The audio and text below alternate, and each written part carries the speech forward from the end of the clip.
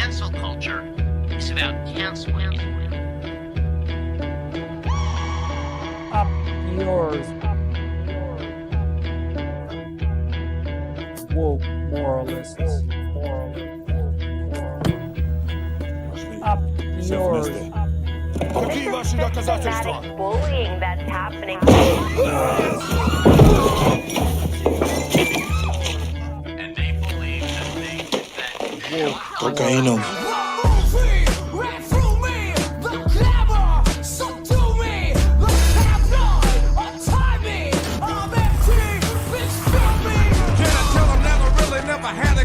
But it's the wax that the Terminator X spun. Now they got me in a cell cause my records ain't sell. Cause a brother like me said, well, it's one like this, immaculate conception. I transform like this, perform like this, which yells you a new weapon. I don't contemplate, I meditate, then off your head. This that puts against the bed. This that I got realness, I just push cause it's in my DNA. I got millions, I got riches building in my DNA. I got junk, I got evil that rot inside my DNA. I got off, I got trouble, some heart inside my DNA.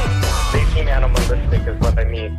No, they're worse than animals. The woke mob, they ruin everything. They stopped Ben Shapiro from going to events and speaking. They stopped Ann Coulter from doing it. I will never surrender even a single inch of ground to a pitchfork mob. You never cave to the mob. We will never bow to the mob. Ever. No matter what. Do you see the final expression of cancel culture in terrorist groups like We'll see who cancels who. they want you to comply. Hey. Oh my god, everyone's here on time. Well, not everyone. Almost everyone. Almost everyone. Well, yeah, you guys get one. If we all were to show up on time, it would rip a hole in the space-time continuum. It's just not something that is supposed to happen. Right. I feel like I can only take a week off, and then I kind of miss you guys. I don't really miss working. I don't miss talking about politics. I don't miss talking generally. But I do miss talking or seeing or hearing you people talk to me. So it's good to be back. Yeah, I personally only like talking about politics, and I don't like hearing from you all or seeing your faces. So I'm just kidding. Sounds No, like of a course I horrible love you all. No. Yeah, how are we all doing? I know that there's a lot happening. We hanging in there, folks? Yeah. I mean, I'm Canadian, so I'm okay for now. Until we're annexed. I mean, yeah, we're not annexed. It's nice. Thanks It's for not okay. invading America. We win. Nice. So far, so good. So far, It's all that matters. David, that we win at outcome was the only game in the history of sports that I have ever cared about. I was rooting for Team Canada, and they won, and I was so ecstatic. Don't know what's going on. Don't even remember the sport, to be honest, but I know that Team Canada won, and I'm very stoked and happy for you all. You deserve Canada it. also beat the USA in soccer last week. Yeah. Really? So how about that? Nice. Hell yeah. We're just winning. I feel like Team USA doesn't just need to be beat.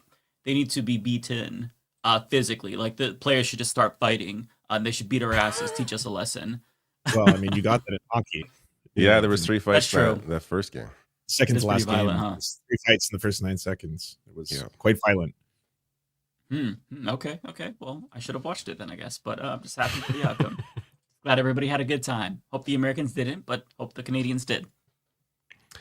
And we should tease later on. We're going to have Francesca on to discuss her oh my banning. Yeah. From, this is going to be premium tea. TYT. I'm very Speaking excited. of The TYTTEA. She'll be joining us in like 30 minutes. Yeah. Right. Nice. I was just watching the 2 videos back to back. I was watching Jenks' excuse for letting her go, and then her rebuttal. And, so I'm pretty abreast of the subject. I watched her video today. I couldn't watch the whole Jank video. It's really hard to watch. She's so. What is Jenks? What is Jenks say? What is Jenks' version of events? Jenks played some of her greatest hits. It was really funny. It was like, I can't believe you only made her appear more awesome. Like with every. What did he say? It's just like he played clips of her calling him a bitch, and her clips were objectively hilarious and also poignant. Yeah. So the fact that he played these on the stream and watched them, is hilarious to me. I would never admit, like, you couldn't waterboard that out of me, that I watched somebody who offended me that much and dunked on me that much. I would never admit that I watched that because it's just so embarrassing. But he did, and he's like trying to do the whole, well, I'm the bigger person, like, no hard feelings. When it's like, bro, obviously you have hard feelings, hence why she's no longer allowed on the network. But I mean, we'll talk more about this later, but I just find it funny that he was went he playing from Good Riddance by Green Day in the background as he showed the clips? I mean, what was? I just find it funny that it went from like he's been so critical of Democrats being too nice, and now he's all for respectability politics. Oh, if you're mean to me, then you're out. Like, I thought you were the guy that said Democrats are too nice. Like, what? Right. Apparently, it doesn't work both ways. Yeah, no, apparently so. But thankfully, we still have some greats at TYT like Brianna Wu and Ben Glebe. I'm happy that the Zionists still get to participate in the free marketplace of ideas at TYT, but not Francesca. It's just bringing on Dr. Phil for me. Like, that man is actually psychotic, and then there's multiple dimensions of the psychosis that he's going through. He's like an onion of just like multiple layers of just whackness coming out of him. And it's like, you bring him on to talk about, I don't even care. You're bringing him on to talk. It's like the equivalent of bringing on Dr. Oz. Huh? Did you watch it? I haven't seen it. Did he like ask him at all about why did you go on ICE, Gestapo missions? And that was really cruel to do. Like, no, what beer does he drink though? That's what I want to know about. I want to know, is he a Molson Canadian kind of guy? Is that what they talked about? Miller Lite? It's got to be Bush. Yeah. But we will Definitely certainly Bush. talk about that when Francesca gets here. To everybody who is curious, so to everybody coming into the chat saying, did they talk about that yet? Tell them we will, and to chill out. It certainly seems like we're going to talk about it before she gets here as well. We can't help ourselves. We can talk about the other things. We can. I mean, there's good news this week. There's so much going on this week. I cannot keep up with the shit that's going on, but yet none of it is something that I want to talk about. All of it's just You guys get added to any good Signal group chats lately? I did. It was wild. just sitting there wondering if this is real life, and now we know. So that's cute. I will say this we can story watch that isn't. video the lady made for Elon. Which one? Which lady? Oh, I saw you Which cover one? this, Ariana. Oh my god. Oh, I didn't see Yeah, we this. should watch it. Yeah, We don't should know watch what it. I'm talking about. Yeah, drop it in the chat. Oh Like my the god, private see, chat. this is y'all being millennials right now, because like I know. I What saw happened? it. I want to get it. I saw it. Yeah, because That's why Matt, we you need follow you me in on here. Twitter, you're actually active on How do you Instagram, do, that's fellow why. kids? I saw it. I lost part of my Damn, soul. I didn't see it. I'm Okay, a millennial you know what? I'm boomer. gonna send it in the chat right now. Hold on, give me 1 second. Okay. Yeah, I've gotta know. I just got to say on that whole Signal thing very, very quickly that it's I always thought that there was more to it when it came to the US and their war crimes, that like they're, that there's actually maybe protocols, or like you got to be inside the war room, or maybe it's just more than a bunch of like, teenagers kind of gossiping in a group chat and being like, maybe we should do a preemptive strike on a sovereign nation that's never attacked us and then kill a bunch of civilians. But I didn't know it was just as simple as emojis. Like fist emoji, American flag emoji, and then like if I was that journalist and I was sitting there, I too would not have believed my eyes and be like, this is 100% a joke. I'm being played. There's no way I'm sitting in a parking lot of a supermarket looking into the war room of the United States that like taking place before my eyes. Like, just I would not have believed it.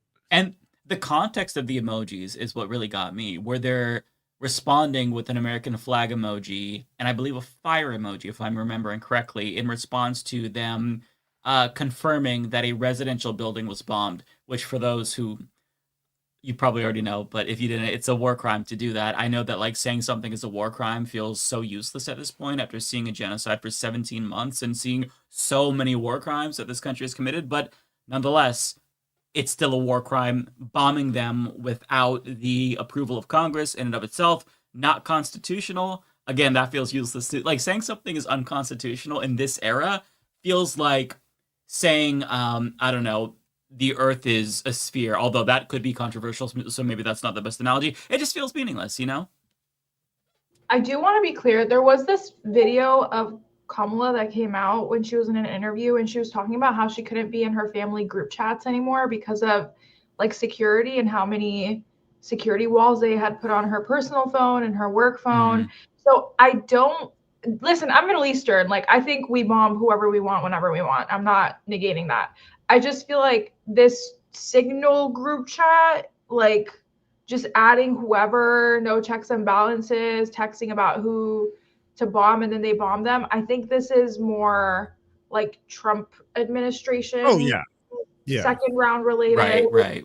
But it's still crazy because it's like, you know, the whole idea of it is insane.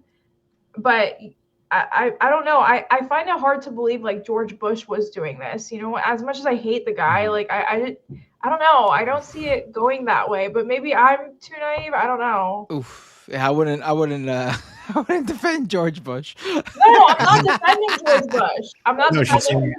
Yeah, Bush is no, George Bush would have totally done something like this if he was living in a different time period. He just didn't, you know. There wasn't that mobile phones weren't accessible in that way with apps that allow you to do these things during the Bush administration. They definitely would have done the Fog of War. I don't know if you've all seen the Fog of War, but I remember listening to Robert S. McNamara talk about how like you keep thinking that there's a mythos behind the scenes of the world's most powerful empire when it comes to like preventing nuclear war, and he's sitting there just like it's just a room full of guys, and just, you know, he's like, we came this close to one of them just being like, all right, fine, the first strike, preemptive strike, we got to do it, and you're like, that would have ended all life on humanity. But again, just a room full of people having to make that calculus. Didn't it same happen with the Cuban Missile Crisis or something like that, where like they were super close to nuking shit? Or am I mistaken? Yeah, that was frightening. That was. If you lived very, through it, very I'd imagine it was horrifying. But just reading about it and watching documentaries about it is chilling. Like, we were almost done. Like, it's crazy. So I always think back to like the Cold War and how crazy shit is now. But like growing up during the Cold War probably would have been so much more frightening. Like, my mom, she grew up in Hawaii, and she remembers doing drills where they'd have to hide under the tables or the desks and shit like that. And that's really frightening. You know, we have a lot of pop culture reflecting that Fallout. Thank God kids don't have to do drills where they hide under desks anymore. True. For things that actually happen. Yeah. Yes. Right. No, that's a good point. Okay, I do have the video ready that Ariana shared. So I did see this. I didn't click watch. I see same somebody here. with a cowboy I have to see hat. things with Cybertrucks, and I don't watch them on purpose. Okay, this is really the cowboy hat alone sealed it for me, but the Cybertruck, no. It's not my most intellectual share. I'm just saying, this is just a meme watch. Okay, Who is this? What is this? This is. Her first name's Alessandra, but she's just like a random Trump Republican fan. That's really. Trump fan. I don't think she's in anybody. She's not someone of any notoriety before. Oh, she's a comedian. Now she's infamous. Her pronouns are ha ha. Oh, and she's a homeschool mom. That tells me so much. She got one joke. Nice. Wow. Okay. Well, take it away. I mean, I feel like that opening scene of her holding a microphone in the back of the Gave us cars that drive so fast, made rockets built to blast. Thank you, Elon Musk. Is this supposed to be a joke? I mean, she's a comedian. No, I feel like this has to. Maybe it's He took over Twitter's reign. He saved free speech for all, eliminating her lip syncing is so bad for her own song. It honestly sounds like AI. SpaceX flies, Tesla self-drive, Starlink beams with laser dreams. He's got a master plan for our lives. Let's occupy Mars. Let's occupy Mars. And making kids to keep mankind alive. Neuralink is on the way.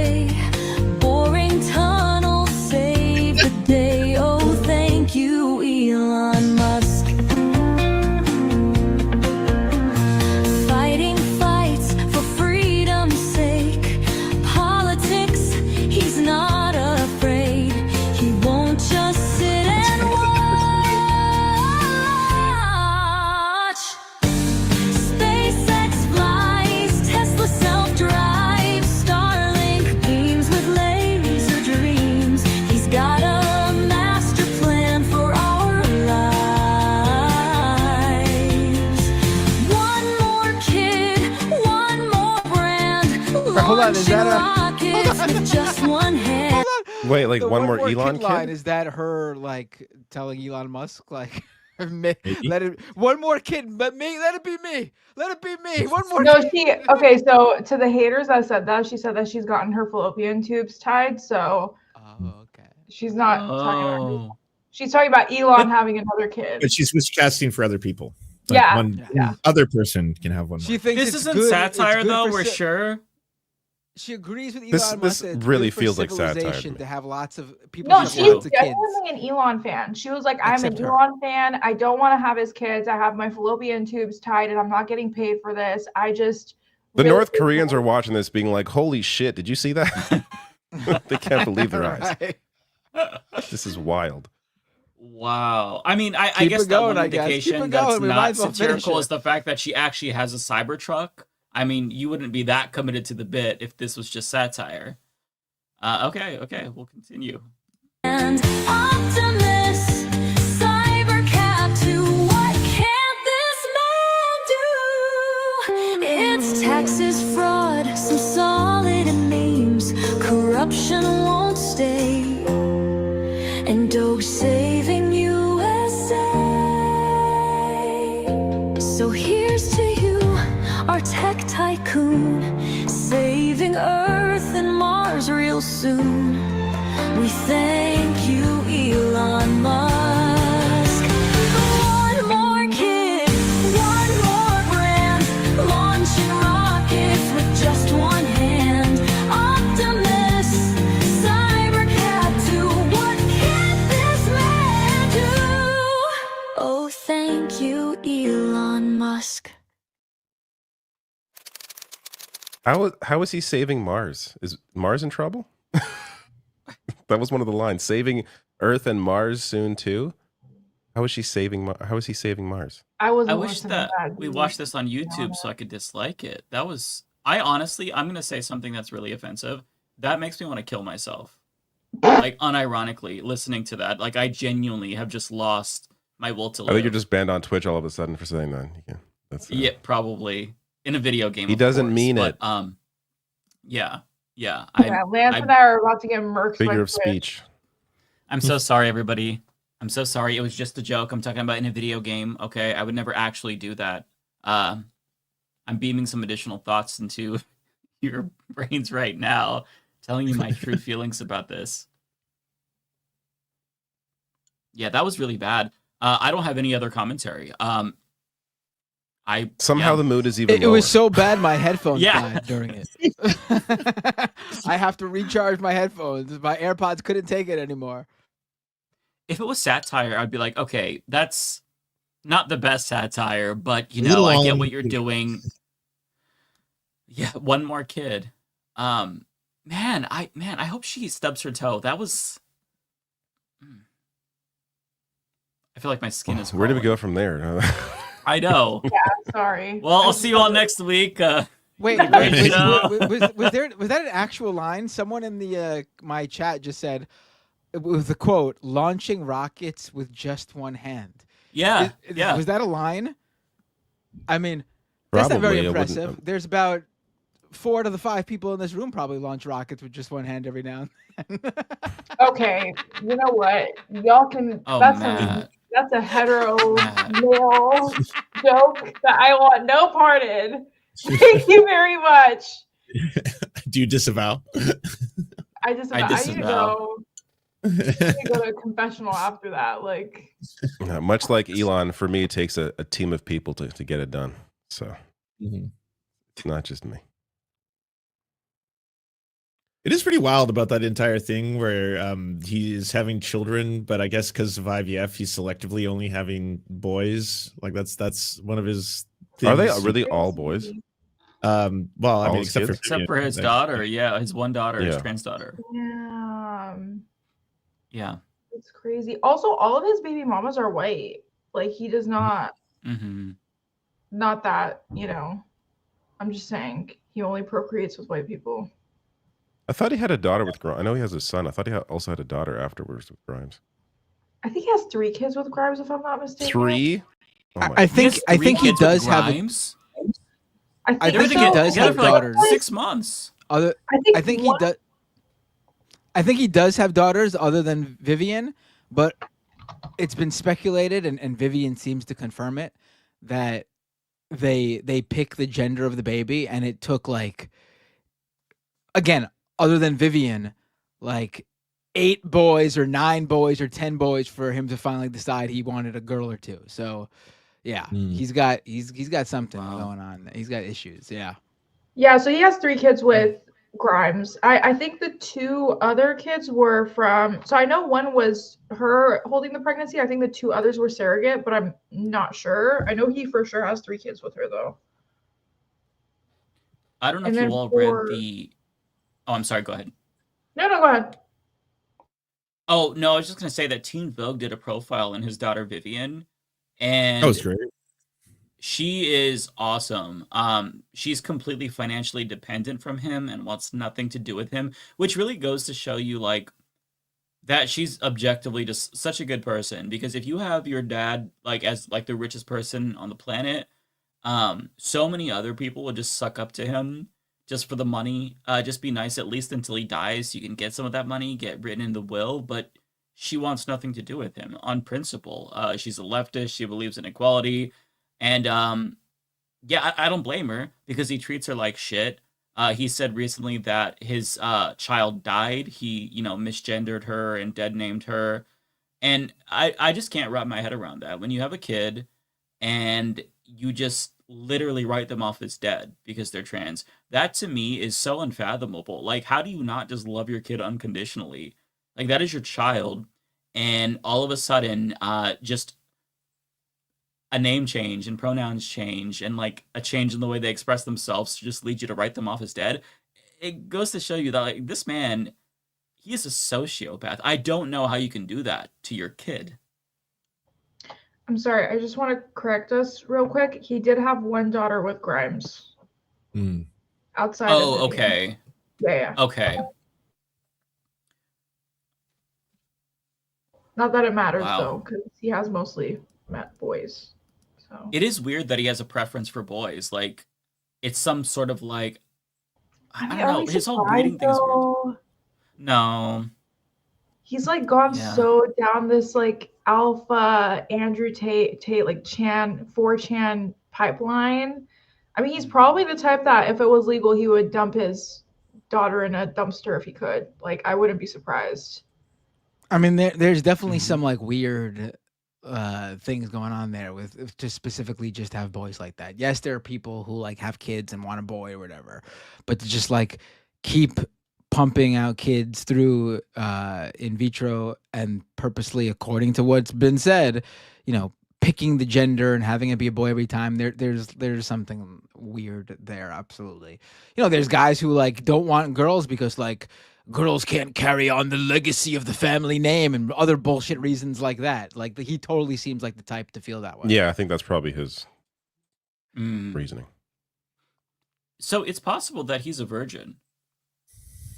Because he apparently does have a botched penis surgery that makes it difficult. I've not heard that. Is that Azalea Banks said that she was told by Grimes that he had a penis enhancement surgery that destroyed him. And I mean, she is not a reliable narrator, to say the least. So I was about to say she's a little crazy. She's a little psycho. In her defense, 1 out of every 100 Azalea Banks tweets will be the best tweet ever. All the other 99 worst tweets ever. It'll be like homophobic She's had her statement, moments for homophobic sure. statement, homophobic statement. Oh, she just burnt J.K. Rowling. Homophobic statement. Just where did that come from? Oh, nice.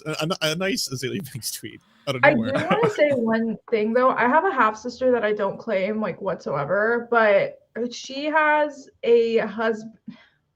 She has a very interesting marriage, but basically her husband is like very, very, very rich. We're polar opposites. We don't have a relationship like whatsoever.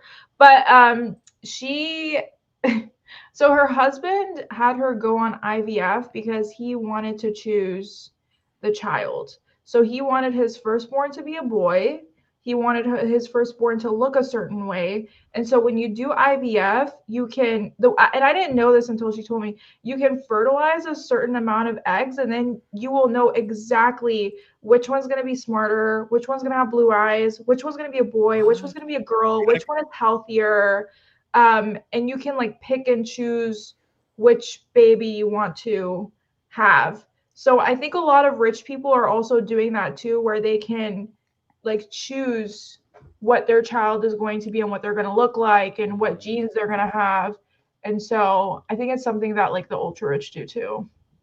It's like a designer baby almost. It reminds me of that movie Yeah. Gattaca. Yeah. So eugenics. I know Yeah, nothing of this yeah. world. I had to. David is that fucks. real? That's what he's saying. Guys, Matt's on a roll tonight. Like, I'm always on a roll, baby. Usually I'm the one who says the most outrageous stuff, Matt. Thank you for giving me a break. How many kids you got, David? What? How many kids you have again? One. One. All right. So he's done it at least once. Oh, it's I've gonna done it stay. at It's least gonna twice. stay one. Only once ever. The funny It's thing like is, a I literally didn't hear what you metaphor. said before because I was talking. So like, I don't even know what joke you made. So Oh, I'll just I sit here and said. be like, oh yes, I said, heard the joke. I said you did it at least once. I did it Oh. at least twice. Please, That's do we true. really? Do we really discuss this? I think I've done it plenty of times. Feels like I'm okay, looking up- guys, seriously, this I don't know how the way David said Stop that's all of Hey, you. hey, Ariana, quick question. How many times have you done it? Stop. we're talking about body counts on the leftist I mean, mafia. all I feel of like you- this what is is a bridge this? too far. What is this topic that we have brought into this There's too much podcast? testosterone tonight. Like, Hey, welcome to Leftist Mafia. Check your misogyny at the door tonight. We are talking about how many times we've had sex, baby. Poor Ariana. Poor viewers. I'm sorry, everybody. There's a Snopes article on the botched penis thing, but they seem inconclusive on it. Just that it's an internet rumor with no definitive proof yet. Azalea Banks being the biggest name to claim it to be true. I mean, that's the great thing about outrageous claims, because he can't come out and say he that's not true, because it'll be like, oh, it is true. Right. We don't. Yeah. Why? What But else he's would you also not discuss it? denied it? Which that's Yeah. suspicious. he has a lot of money though. Like, how? Like, who did he go to end up with a botched penis? I What's don't know. What's crazy is What that is this he got his he got the hair plugs going on, and they're really good. They're probably the best Those hair look job great, I've yeah. seen. Yeah. Right. It's crazy. A lot of You look at a hair. picture of what he looked like, and then the hair he's got now. That's amazing. That's incredible. It's probably the best thing he's ever done. I Get just those. wondered. Put SpaceX and Tesla. All those are child's play compared to that hair job he's got done on that head of his. It's because So, he had no I mean, I role don't in it. know. Someone else did it, so it's actually good. Yeah. Once he touches something, Yeah. it falls to shit. Wasn't there the whole thing that happened where allegedly Grimes and Elon locked Azalea Banks into a room and they were doing like LSD or something like that, and they were trying to coerce her to have a threesome with them, and she was locked in the room for like 3 days with them? I vaguely remember this, but I don't want to speak What? authoritatively on it. Yeah, I well- remember there being some Yeah. weird drama with those three. I've So never heard of I'm this. wondering if she said this to like just like spite and just be like, fuck this guy, like he got a botched penis, because I could totally see her doing that allegedly, you know? Can we talk about something else? I don't want to talk Okay. about Yeah, Elon we Musk's should, because we got penis. our guest joining us right now. Oh, thank God. There you go. Let's Thank bring God I up. got out of that conversation. Let's talk about that dick. Francesca. Yeah, that's what we were talking Say about. name it, actually. Francesca. Talk about that dick. Dude, why do they all have weird dicks though? Was it Harvey Weinstein was weird. I don't want to talk Trump about it. Hi, with the Ariana. I don't think Yeah. we've met. What's up? Hi, we follow each other on Instagram, but it's nice to meet you We formally. do. Nice to meet you. Love your work. Look good to Me be too. on with all you guys. Happy Great to to have have you you on, here. Francesca. Yay. What a day.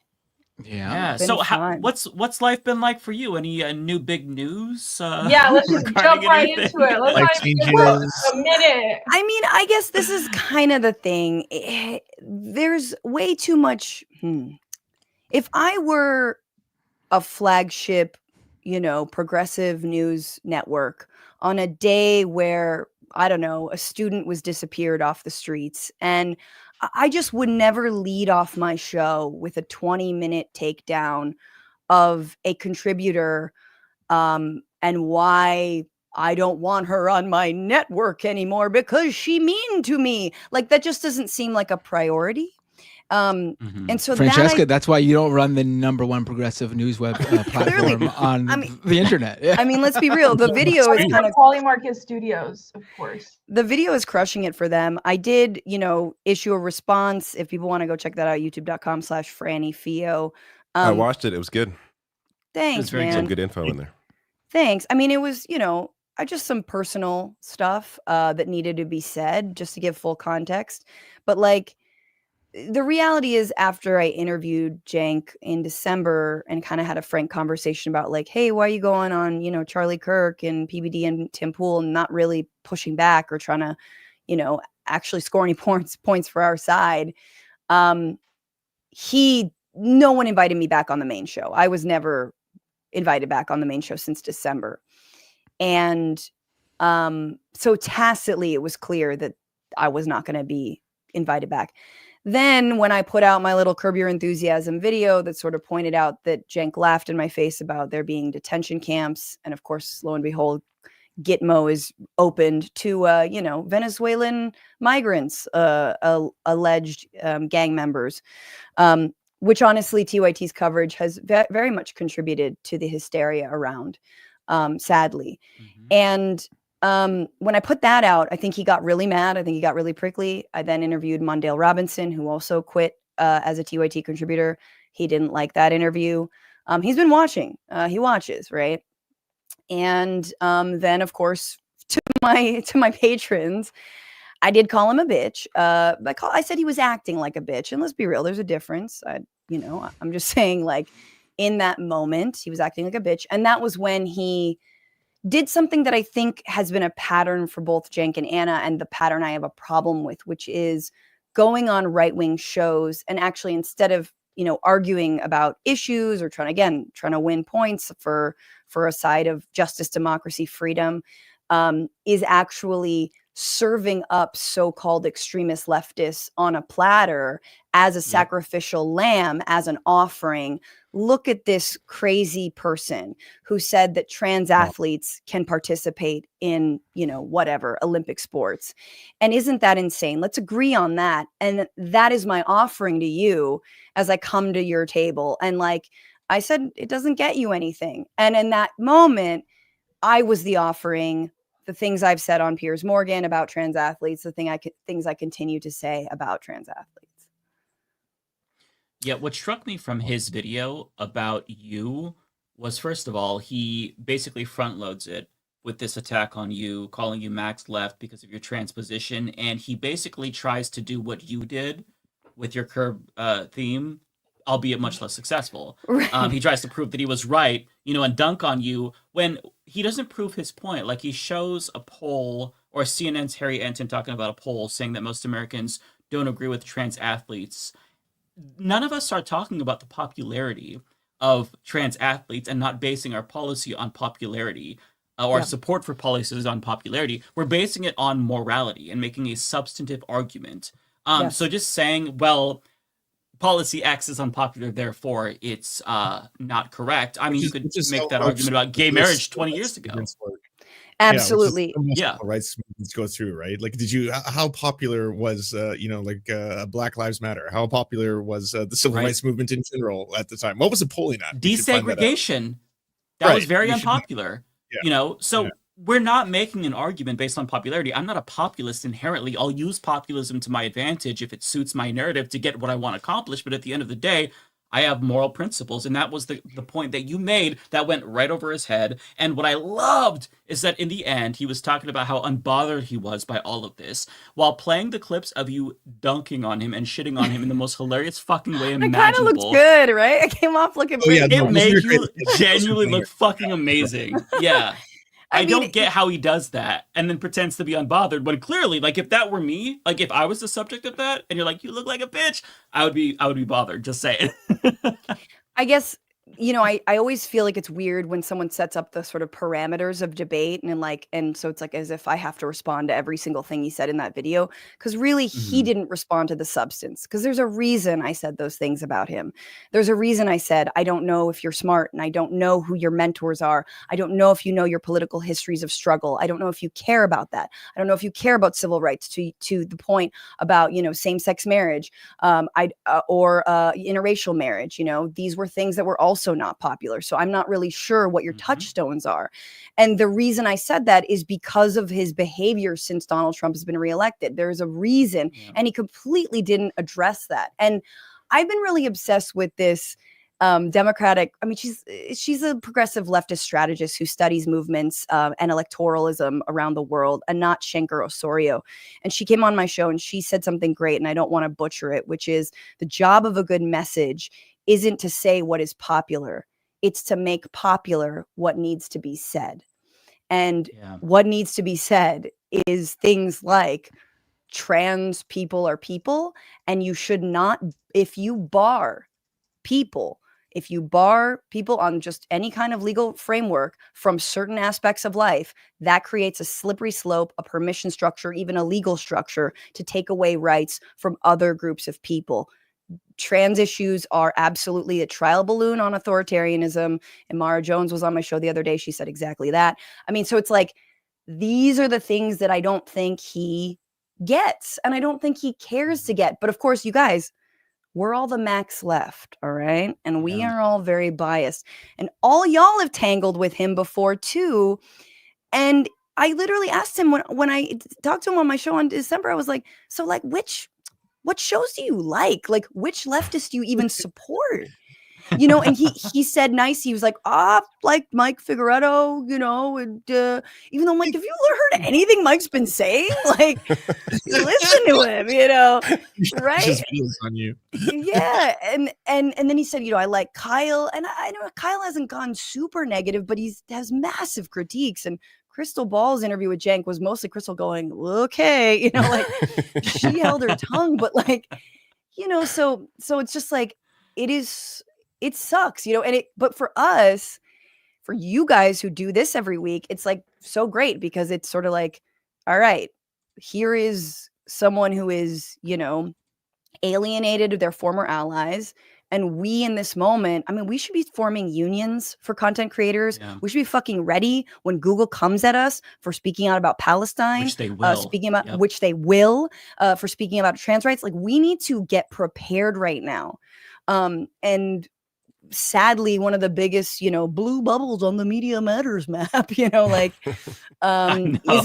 isn't with us on this. Mm-hmm. That's what makes it sad to me, because I watched TYT for a very long time. Back when I first started college, getting into politics, like I wrote papers on new media citing TYT. So to me, it's not just like, I know people like will accuse me of trying to drama farm and shit like that, but I'm like genuinely sad because I felt like I really looked up to these people, and to lose like the biggest network, the largest online news network, and to see, and Cenk likes to simplify his anti-trans take, when if you look at everything they say, look at what Anna says, she's just transphobic. Like, it's not just about sports anymore. There's other things that she says. She said, I don't know how I feel about locker rooms. I don't know how I feel. I mean, this is, there are Proud Boys, in LA have been protesting outside of, spas because they allow trans people. Like, this is not abstract. I mean, these are real white nationalist talking points. These are, and sort of clarion calls, whatever. That's their, and I'm not saying she's a white nationalist, but it's like, you gotta look at the connection here. Oh, I don't know how I feel about locker rooms. I'm fine with bathrooms, locker rooms. What's the difference? Let's see, how much of a wall must there be? I mean, obviously, Ariana and I know that all we're doing is checking out people's genitals in female locker rooms. That's all you do. Mostly, you're like, oh, hey, hey. Yeah, I can't confirm. Yeah. It's Okay, civil rights okay. terms and conditions, essentially. It's what they're trying to set up, right? And this is Yeah. the reason why the right uses all of these issues. These are wedge points. It's a really easy thing to be Yes. divisive on because no one wants to sit there and be like, "What are you okay with biological males going into female bathrooms and penises?"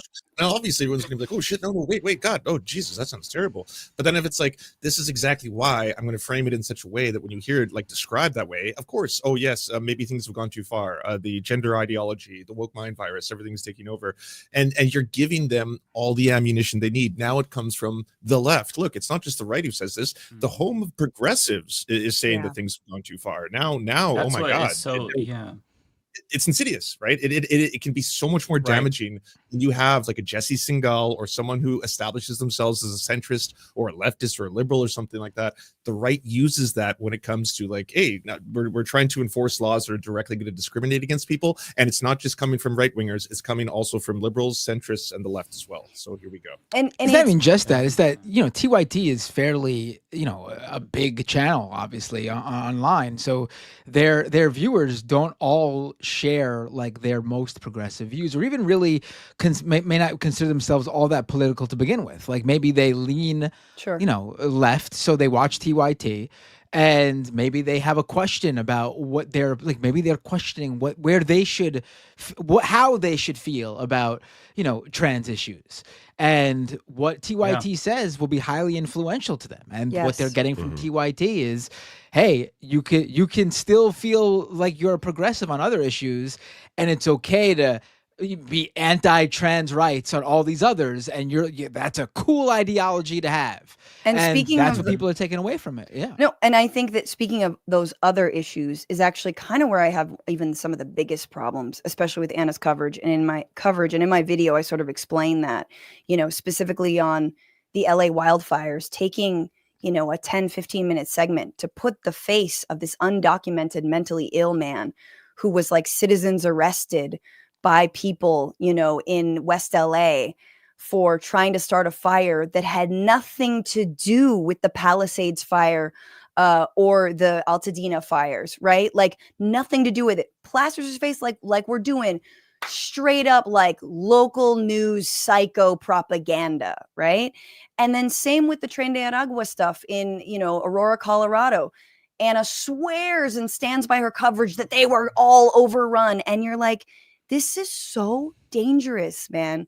It is so scary. And it's like, okay, let's say they're gangs. They're overrun with it, right? Like, do we believe that, like, do you understand like the consequences of who you're talking to and what how you're talking about this? Because she never says it. She leads the audience to the water.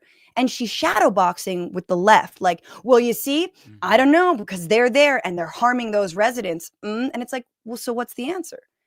Because we know what the answer is under authoritarianism, which you seem okay to casually walk toward. It's arresting innocent Venezuelans who, yes, don't have documentation, but who are seeking asylum, who happen to have tattoos. Now they're in a prison cell in a terrorist prison in El Salvador. Christy Noem's in front of them doing selfies. Like, literally, like, so, and that's the other thing with homelessness. It's, look, I know there's a housing crisis. I know it. And I know, you know, yes, I understand. But honestly, the Democrats take way too much money, and all of the housing projects and all the attempts at curbing it are all corrupt. And so what's the answer? What it say it? Finish your thought. And the thought is, sometimes you got to criminalize people. Sometimes it's okay to lock people up. Sometimes they should be deported. You know what I'm saying? You can't be on the other side of it too. She frames it usually in such a way where it's like, if they're talking about crime, it's like, are you actually on the side of the mad stabber who stabs out grandmother's eyeballs every day? Are you taking that side? And it's like, no, but this is an isolated case. Is this indicative of a broader trend? Is this happening all the time? Are Venezuelans coming over here and stabbing grandmother's eyes out? But if you pick this scary ass story, of course everyone's frightened. Of course, like I'm not going to sit here and defend the eye But she stabber. picks it on purpose. She picks it to talk to us, to chide us. That's what she's talking to us, right? And that's why I find it so sloppy and lazy and dangerous. And I do think I do think that the origin that she constantly talks about of chat was mean to her about talking about being assaulted by an unhoused person or being sort of groped, right? That was scary, obviously.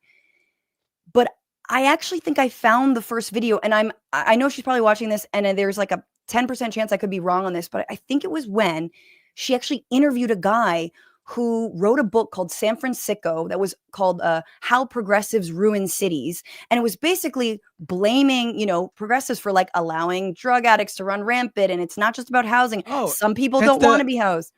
That's the Michael Schellenberger book. He's the guy who took over the Twitter files when Elon Musk and Matt Taibbi had the falling out. So that's a great source to this is like 2020, 2021. I'm on the second hour. She's on the first hour. I run in there and the chat is livid. And I'm like, what is happening? And they were like, yo, she was platforming this guy. He was saying all this stuff. But within that interview, she does share that story of being groped. And she took that and was like, see, the chat thing is downplaying something that was done to me. And it's like, no, they're mad because this guy is a fascist. This guy's awful on these issues. And he's not interested in having serious conversations about mental health, addiction, and actually, the unhoused population. Like, so that is what I think the origin story. And again, there's 10% that I could be wrong on this. She might have shared this. I didn't watch TYT all the time. So there might be TYT people who are like, nah, she told the story before, which could be, but I was on the show that day. It's just wild, of course. Yeah, I was always curious about that because I've heard her say that before about how the left made fun of her for telling her story, which, I mean, I didn't know if somebody had done that. And if any leftist had done that, then I unequivocally obviously denounced that. I think that's terrible to downplay what she went through and minimize it. So I never knew what she was referring to with that. And a lot of it seems to be them just like saying, like Cenk often brings up how he was called a Nazi. And it's like, I don't know who's calling you a Nazi. Is it Lance that you're insinuating called you a Nazi? Is it Matt? They are clearly shadow boxing a lot of the time, and they're arguing against straw men. And I feel like they're being purposefully obtuse specifically because the same things we are arguing at them are what they argued at us. I mean, 6 months before Anna Kasperi made her famous birthing person tweet, she was making that same argument, right? She was talking about how Professor Kiara Bridges and Josh Hawley were going toe-to-toe because she said person with the capacity for pregnancy, and he started to attack her for that, woke language or whatever. It's been a while, so my memory is a little bit foggy. Yeah. And she was talking about how he was just using that as a distraction. Trans people are not your enemy. And a few months later, all of a sudden, I guess that it's not a distraction. And using that kind of language is woke and it's bad or whatever. Not to like put words in her mouth. I don't want to strawman her after accusing her of strawmanning us, but like it's just they've all done this 180, her and Cenk in particular, and it's frustrating that all of a sudden, we've gotten to this point where Francesca is beyond the pale, Sam Cedar's beyond the pale, Lance is beyond the pale. Who's not beyond the pale? Sam Cedar's the ultimate grifter, according to Brianna Wu. Ultimate grifter, Sam Cedar. Yeah. Brianna Wu, Ben Glebe. I mean, they're fine. They can participate in the marketplace of ideas. Platforming Ben Glebe is truly like, it's like platforming a Nazi. I'm very It's genocide apologia, straight up. I'm very confident in saying that. Like, you cannot, and they get clicks and that's whatever, but like, it's straight trash that comes out of his mouth. Absolute garbage, absolute lies. He's also presenting. It's not like he's just coming in and be like, hey, what do you think? We know you're very, Zionist, whatever. He's actually presenting stories about Gaza. And, Anna, oh, how dare you have us censor somebody? And it's like, the last thing I'll say on this is like, I've always been open to debate. I've always wanted to have debate. In fact, about a year ago, maybe a year and a half ago, around the trans athletes issue, I told Cenk called me and he was like, hey, just, like TYT show, the main flagship show, we're going to be more like, he didn't say moderates, but like mainstream progressives. We're going to do like mainstream. Right. I'm like, cool, centrism. Okay.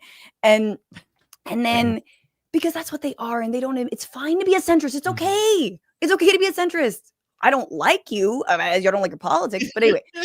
But then I floated to him. I was like, why don't we just have a debate? I think the audience would love it. You and Anna, me and John will talk about it. We'll hash it out. I think folks will be never like, no. So this whole idea of like, I've had this debate. We can totally, I'm an open book. It's like, you're pretending that me saying that you acted like a bitch to, again, only my patrons that good old Hank clipped up, and like it's just like pretending that was the massive slight, and or the fact that I said that his brain was broken, like as if that was like a racial slur. Like, well, calm down. I said his brain is broken too. I put it in like the thumbnails because his brain is broken. He's very clearly crashing out. But to your point, Francesca, like in bringing up, Ben Glebe and Brianna Wu, my contention isn't that Jenk should deplatform them. But what I'm saying is that I feel like it is disingenuous to platform them and debate them, but you won't offer that same thing to Francesca or Sam Cedar. You'll talk to right-wing fascists like Charlie Kirk, an explicit racist white supremacist, but yet you won't have that same conversation with Sam Cedar. That's what's so frustrating to me, is because the energy that they save for the left, like the vitriol that they refer to the left with on a daily basis, like that's not there for the Zionists. Well, unless he's on Piers Morgan, then he does do a great job. It's not there though for for anyone but the left. Like it no, and I told him that privately. Like what? So privately, before I asked Jenk to come on to have the debate, I privately called him and I said the exact same thing. And I was like, "You seem to have so much grace for some people on the right." And I just wish you would extend that same grace to people who were once your allies, who were on your network, who really want, whatever, our side to win, for justice, democracy to prevail. And he's like, nah. Because again, we're talking about a really thin-skinned person. Like, it sucks, but he is. And it's just like, that can't be your guy. You know what I'm saying? Like someone who's like, like, it's just like all I'm saying is like, can you reserve some grace for people who agree with you on 98% of other issues? And it's like, he is constantly, again, every accusation is a confession. Oh, but you got to stand in line. You got to do this. And you got to. And it's like, but only one of us is yelling right now, man. Like, and it's not like what I find amazing. For years, he's talked about how Democrats are too nice. They got to fight harder. You got to fight. Don't be afraid to fight. And when somebody fights him and challenges him, that's too mean. You can't do that. No, we got to have a beer together. Like, what the? I thought you were the guy that's all about fighting, like about fighting for what you believe in. And someone does it to you, you can't stand it. Like it's been wild to witness the whole just the complete destruction of that network because of both Anna and him. And I think I will say, like, I again, I don't know what happened in the background, but it was always like at least one feather in his cap that, like, he may be fighting with you about this stuff and he may have horrible opinions, but he at least his long-standing contributors, he let them still do that, like, on the network, like, even though they were disagreeing with him and talking shit about him. And I say that usually even about the right wingers that reach it, that do stuff with left wingers, like, whatever you think about this person, the fact that they engage and we have these discussions, I think that's something, the one thing that's a feather in their cap. But like, apparently he doesn't even want that anymore. Right. I mean, you look, like, I'm not saying I should stay on the network. I do think it sucks. And I have a lot of hard opinions and sad opinions about the damage report. But I think it sucks because while they weren't going to book me anymore, and I knew that tacitly on the main show, John and I are good friends and I go on there every week. And he has since been barred. And so has Dr. Rashad Ritchie been barred from having me on Damage Report or Indisputable, which is really sad. And I do think it kind of speaks to the work culture that John does not feel comfortable in saying, this is my show and I would like to book who I would like to book. And I do think there is a general lack of respect for the people and autonomy for the people who actually make Jenk and the network a lot of money. And you know what? The other thing is, it's not that much money. I know that they have a lot of people to pay. I understand that. But then, like what, like, you know what I'm saying? Like, scale back if you need to scale back. You know what I'm saying? Like, if you need, like, it's just like, that's not a reason to have poor workplace practices. If anything, you'd have more buy-in when you give people more freedom. You'd have people working harder for you. But again, I also know that they consistently deny, and I said this in my video, deny people bonuses. when they're making hella money for them. And it's like, nah, not enough. And it's just like, he's cheap. I'm sorry. He's cheap.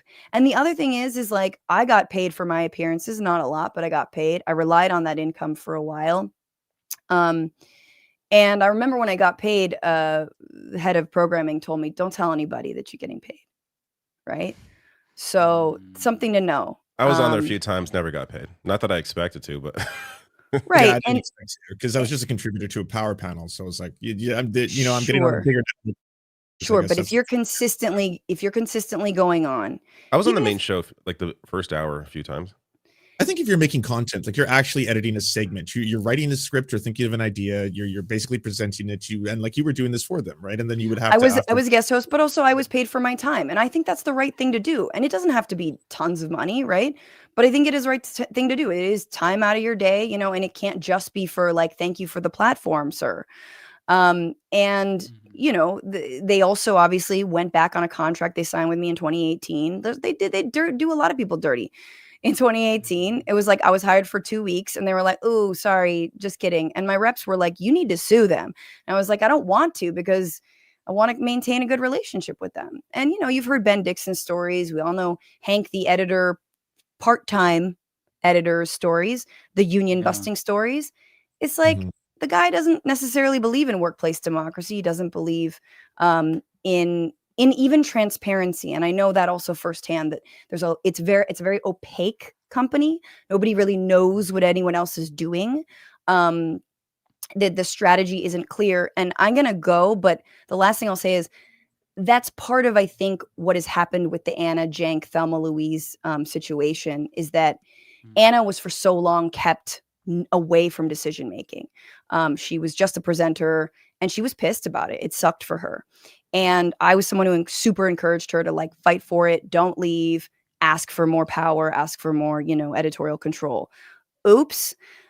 Because what have you created? What did I do? Maybe she should have left. Yeah, well, yeah, and she has a lot of control, and I think Jank, out of a sense of paternalism, responsibility, feeling like maybe he did her wrong in the early years, didn't, you know, give her enough buy-in, I think is allowing her to take the network in not a great direction, and now obviously he's all on board with it. So that is my sort of like psychoanalysis of, again, what I think is a really toxic relationship that actually they will turn on one another. We will see that happen. My kid Ariana, I is think crying. you want to jump in too. No worries. Thank you for coming on. Thank you so much. No, Ariana, Francesca. please, you haven't said anything. If there's Sorry. anything.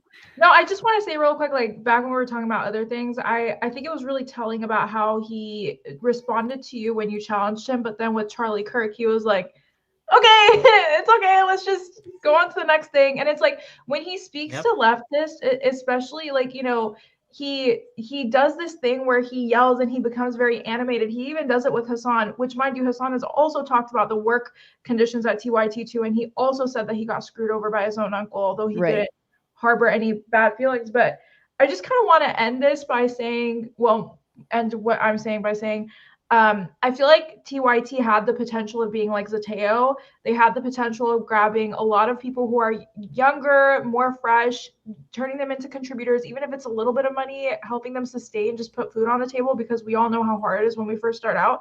But instead, they've gone down this weird road, and it's really sad because left media is already very minimal compared to Republican media. Like we all saw that graph that just got released. Like there's not a lot of us out here, and the ones that are out here, we're getting completely overpowered by Republican and right-leaning media. And it's just like we never see this kind of divide between Republicans, but in our side, this is like so common. This is why I feel like sometimes we can't get shit done, because we just continuously, like, not we, but there's certain people with power, you know. The infighting does suck. And again, lastly, like I do think that the invitation always stands. I'm super down for Anna to litigate tell me why I'm wrong about the LA fires. Tell me why I'm wrong about Tren de Aragua. Tell me why I'm wrong. Like I'm super open to still having these conversations. But I guess Jank wanted to pull the ripcord and no more. And I get it. It is weird to be like, thank you for my money after I called you a bitch. Like, I totally agree with that. But also, like, you're big, I'm small, you know what I mean? And I think there is this weird sense of power. Like, they're acting like they're not this massive platform, like they're not this massive network, and that we all have what they have, and we really don't. But I agree with you, Ariana, that like ultimately we should have honest conversations about most people aren't on board with trans athletes. So how do we have to, like, do we pivot to other issues? How do we humanize trans people? Like, well, what is the answer? Like, it's not just one thing. I don't think anyone's saying that. But again, they really have it's just a self-fulfilling little, like, sick little prophecy between them. And they don't actually, there's not a lot of daylight. There's not a lot of disagreement. And also their brains are broken by the internet and the clickbait algorithm. I'm sorry. Like, you do this for long just enough. Watching and it's like, videos of themselves. I know. And you just, and They're you're gonna just watch like, this. yeah. And like, you know, you can tell when they go to the RNC and like Rudy Giuliani comes on and, you know, it's like, hello, you know, and it's like, they're super softballing him, you know, and then Charlie Kirk stops by and you're like, oh yeah, these are just like characters. These are all just caricatures, right? Like, this is not real. And I really would hate to ever be that kind of content creator that, like, none of this is real. I'm just kind of a caricature. Eve, you should probably tell everyone where they can find you now, since TYT's Hell big yeah. news. There are links in the chat so everyone can get access to them. Oh yeah, thank you for I don't know how to do that because I don't know why. But thank you for having me on. Thanks for letting me talk a lot. At Franny Fio, FRANIFIO on YouTube with Habituation Room. I'll stream tomorrow at 1 p.m. And listen wherever you get your podcasts. And yeah, I'm on Zateo for America Unhinged for the first 100 days. We'll see if it continues. But hell yeah, I hope you to come back, guys, and have you on the shows. And I love you all, and you're the best. We love you. Thank you so much. And also check her out on Patreon. What's your Patreon? Patreon.com/bituationroom. Spell it out. All right, folks. Room. We'll link to that in the Jank is a description, too. Thank you so much. And with that, that was a great exit. What an entrance and what? exit. Amazing. Legendary. You know, one thing that she said that kind of jogged my memory is because, like, I was part of TYT Network. I was never a contributor, just part of TYT Network. They were my multi-channel network partner. And for those who don't know what that means, if you're not like on this side of the creator space, is it's kind of an outdated thing, but you basically pay your multi-channel network partner to represent you. They take like 10, 15, well, they most steal of your them money take and do around, very little. That's what they do. Yeah, usually they take around 30%. TYT compared to other MCNs, much better. They take around 10 to 15%. And then they represent you in the event there's a copyright claim or something. They have their inside sources at YouTube work with you. And the person who runs TYT's MCN is phenomenal. Excellent person. Very, very good. One thing that is alarming that I noticed when I was a network partner is that when they distribute the payments, when they give you back your money, the payments are very inconsistent. Like, it's not just every month on a certain day. Sometimes you don't get paid that month. The next month you get 2 payments. And some creators, I will not name them, this is not my story to tell, but they would be worried about making bills and paying rent because they just, we don't know when the paycheck's going to come. So that is something that is extremely unprofessional. And I never raised this to them when I was there, but it would bother me that, like, you would go months, not months, I should say. I don't think we went more than like 2 months, but like sometimes you just wouldn't get paid in a month. That's not very good because some of these creators that were on the network, now there's not much, but they were living paycheck to paycheck basically. And you have to give people the money when YouTube distributes that money to you. It's their money. They're paying you to represent them. So that's one thing that I think that, you know, having that be my experience, I know that everything else everybody is saying is absolutely legitimate because it checks out just with my limited experience. If me in this position as a network partner outside of the network sees the fuckery, then I know that people's like stories, Mondare's story, Ben Dixon, Francesca, Hanks, it checks out.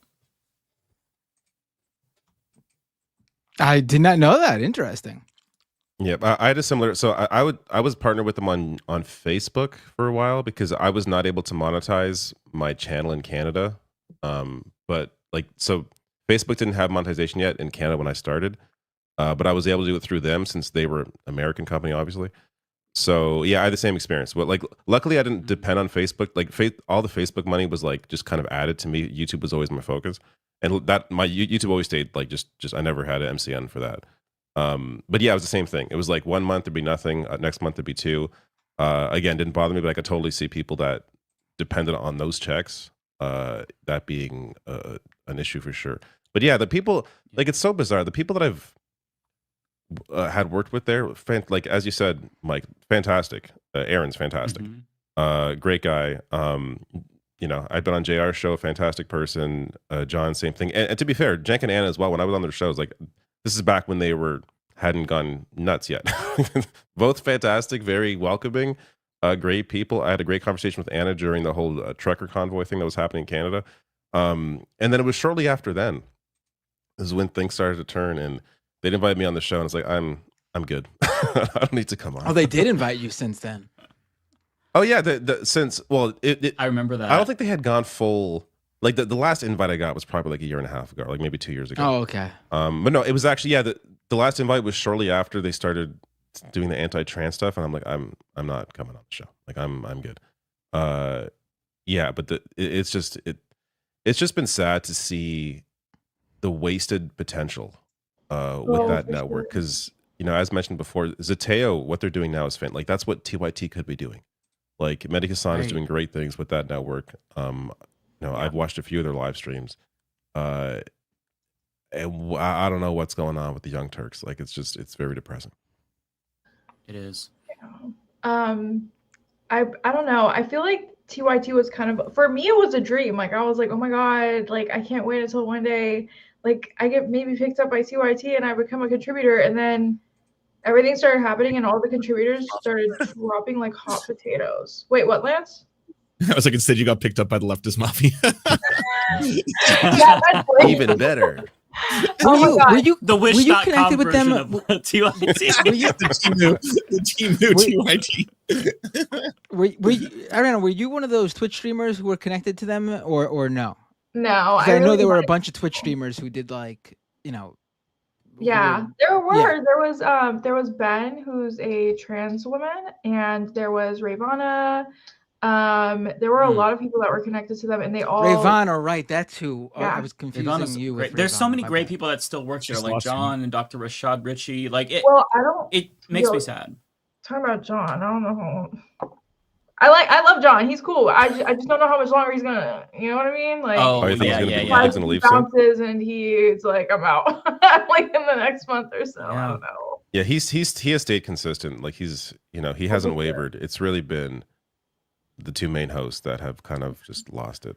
I was never a big TYT guy. I've never like I get their I've told this before. I get their importance and their stature as the earliest progressive YouTube channel, the most successful progressive YouTube channel. But I just it had no relevance. I have no connection to it.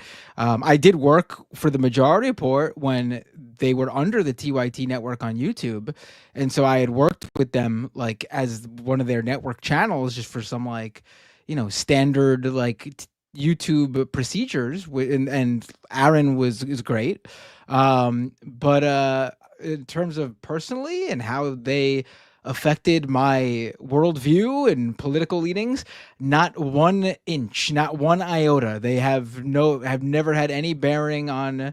They mean nothing to me. Honestly, I just think it was like, it's not even like, did they change our worldviews? Like, no, it was just the idea that like, okay, Cenk created this, like, you know, leftist kind of news network that kind of was like in the same structure as traditional media, but not entirely. And they were giving, you know, Twitch streamers and people who wanted to like make a name for themselves spaces. And like, you know, like David said, I'm echoing it now, they could have been the next Zateo. Like they had a lot of potential. I don't know. I still don't know what this is. Like, I genuinely don't think it's a grift. I think this is what Cenk truly believes, and I don't think it's a grift. No, believes. Yeah, I think they truly because it's hurting them. Like if you check their YouTube views, they're not doing well generally. Like it's not like they're seeing all this right wing success now. Like it's not doing well for them. So they generally believe what they're spewing. And to be fair, like they still isn't to defend them, but like they still criticize Israel. Like there's still consistent positions in that sense. But it's just some of this wacky stuff with like homelessness and trans rights, where it's just like, what are you guys talking about? Like it's very reactionary in a very bizarre way that they were never before. But they became if it's the way you're describing it honestly sounds like they became the 30 Rock joke where there's the classic, oh, I'm fiscally conservative and socially liberal.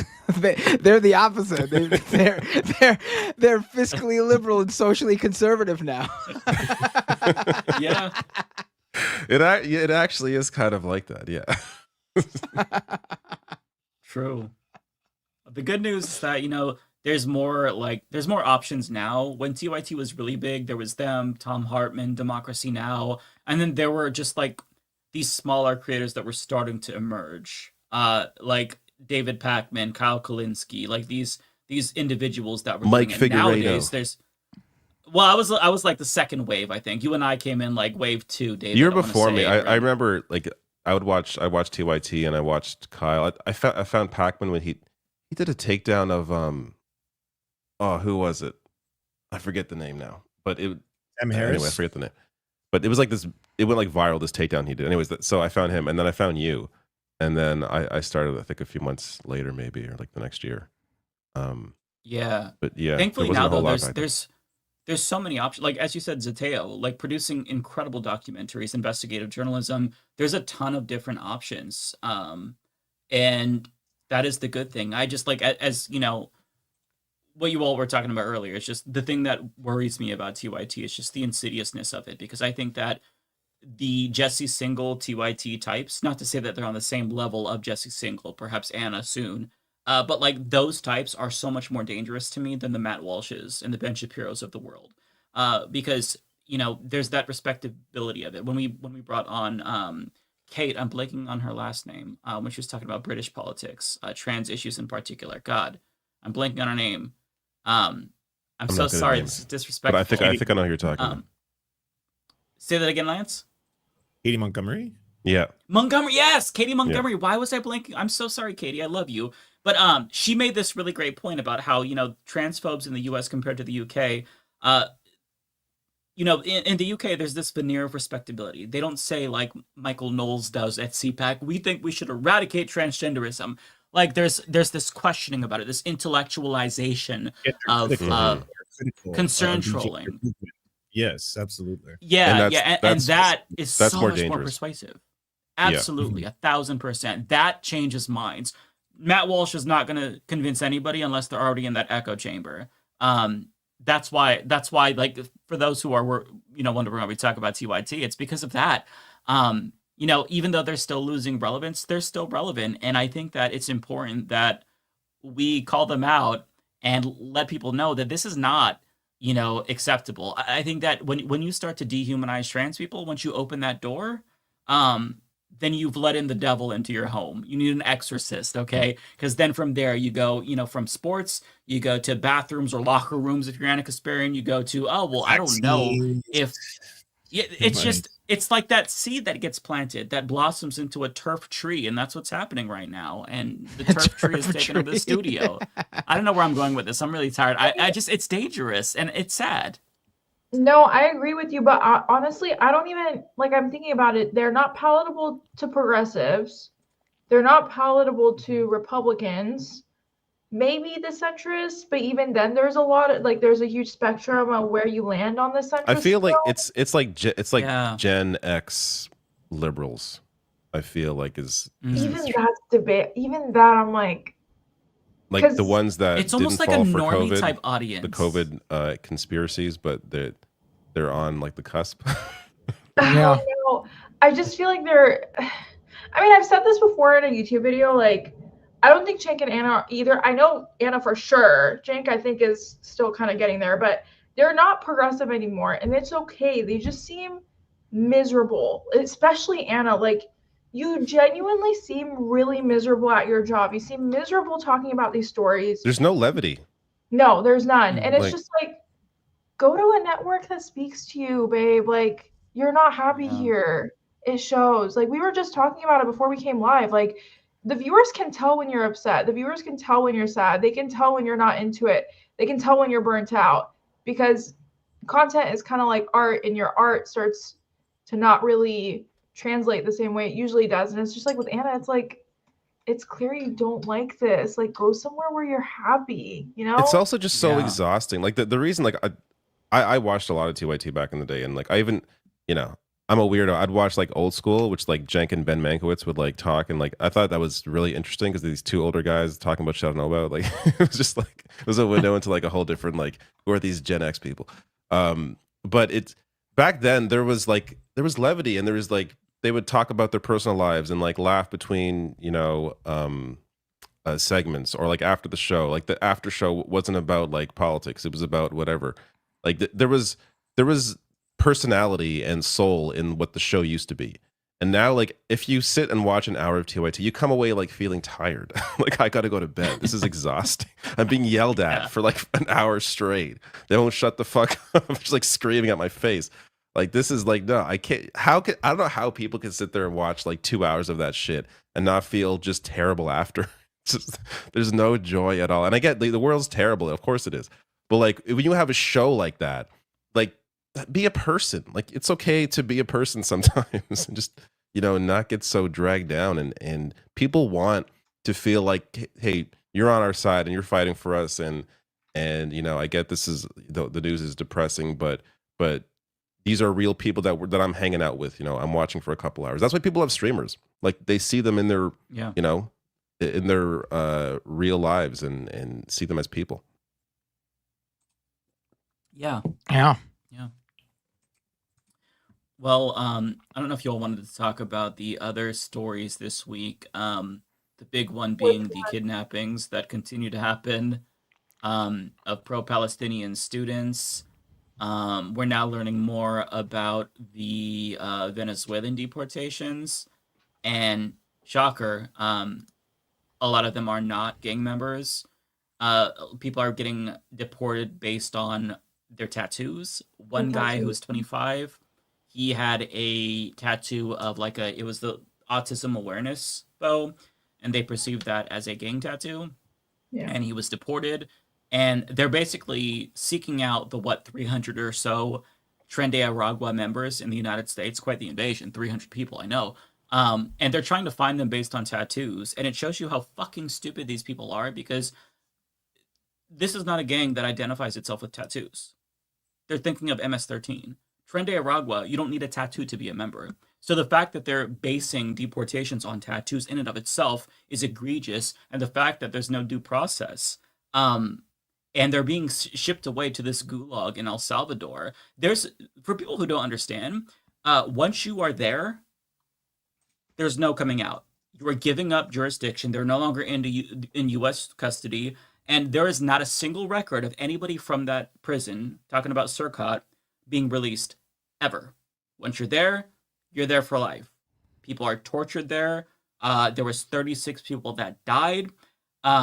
There is a solitary confinement room that's pitch black. You get kept in there for 16 days at a time, 15 days at a time. The only light that you get is a tiny little hole in the ceiling. This is a torturous prison, and they keep like 80 people. They doubled the capacity, so it used to be 40. Now it's 80 people in these cells that have these like triple-decker metal bunk beds. They're packed in like sardines. This is a fate worse than death. So the fact that you have people being shipped there that are legal residents or legally applied for asylum, a gay makeup artist, that they are never going to come out, this is awful. Like, I can't even like put it into words. The fact that people are getting disappeared, students, there was a Turkish student, I can't remember her name, Rumeysa, like Mahmoud Khalil, now all of a sudden she's in a Louisiana detention facility. no due process, accosted by people from ICE just wearing straight up civilian clothes, taken away in an unmarked vehicle. I mean, think about how scary that is. If you're just like a criminal, if you're a kidnapper, you could just put on a mask and say you're ICE and kidnap somebody. We wouldn't know the difference, because that's what's happening. Like, they're just getting kidnapped, they're getting disappeared. The attorney for this latest student, the one from Tufts University, Rumesa, had to petition a judge for an emergency. I forgot what she filed in particular, the name of the motion, but she basically said, I need you to produce her so we know that she's even alive. And the judge granted that. Don't know if Trump's going to comply with that. But this is like straight authoritarian shit.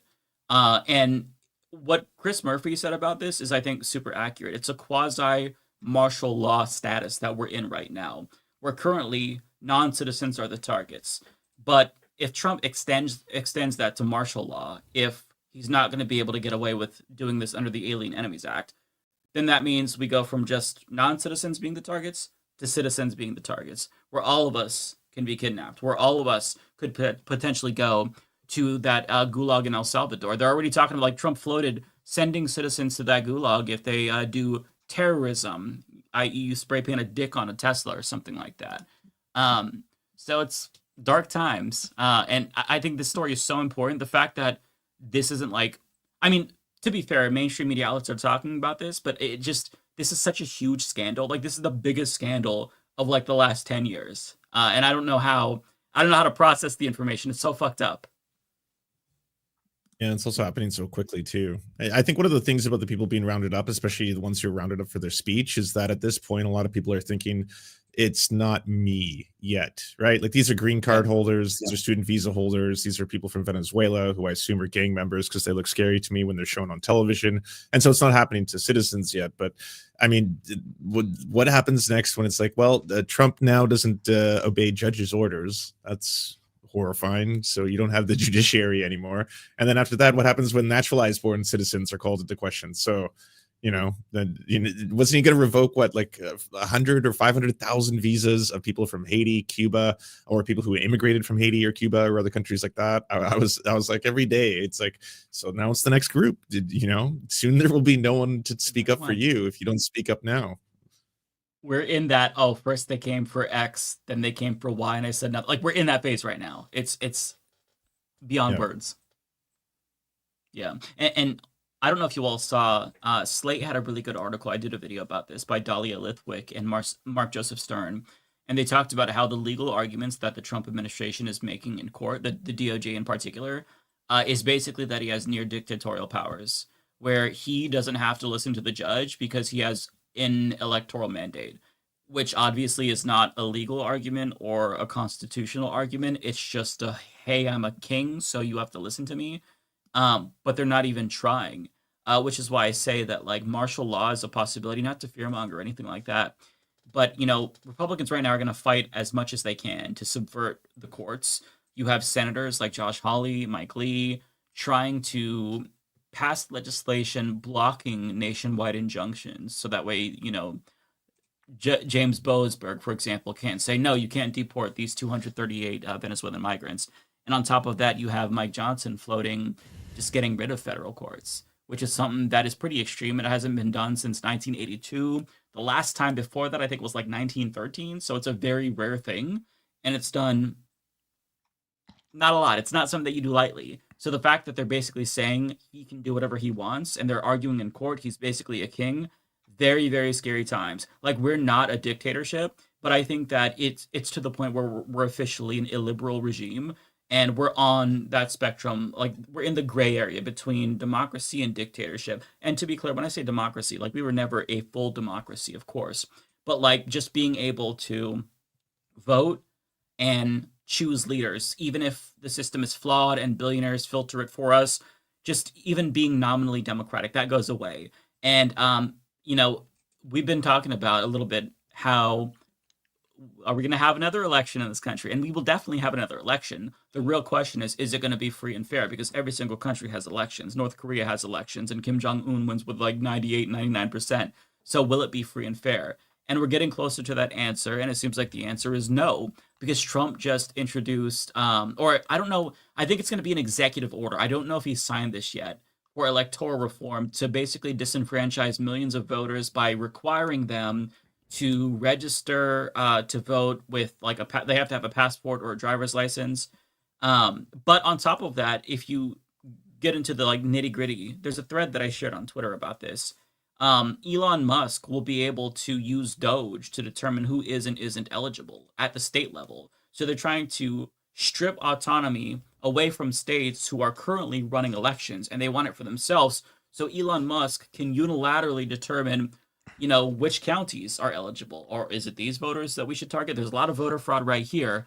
So if this actually goes through, we don't have free and fair elections anymore. They could effectively rig elections by disenfranchising so many people. And Republicans basically have been doing this for decades with voter suppression laws and whatnot, where so many people are disenfranchised.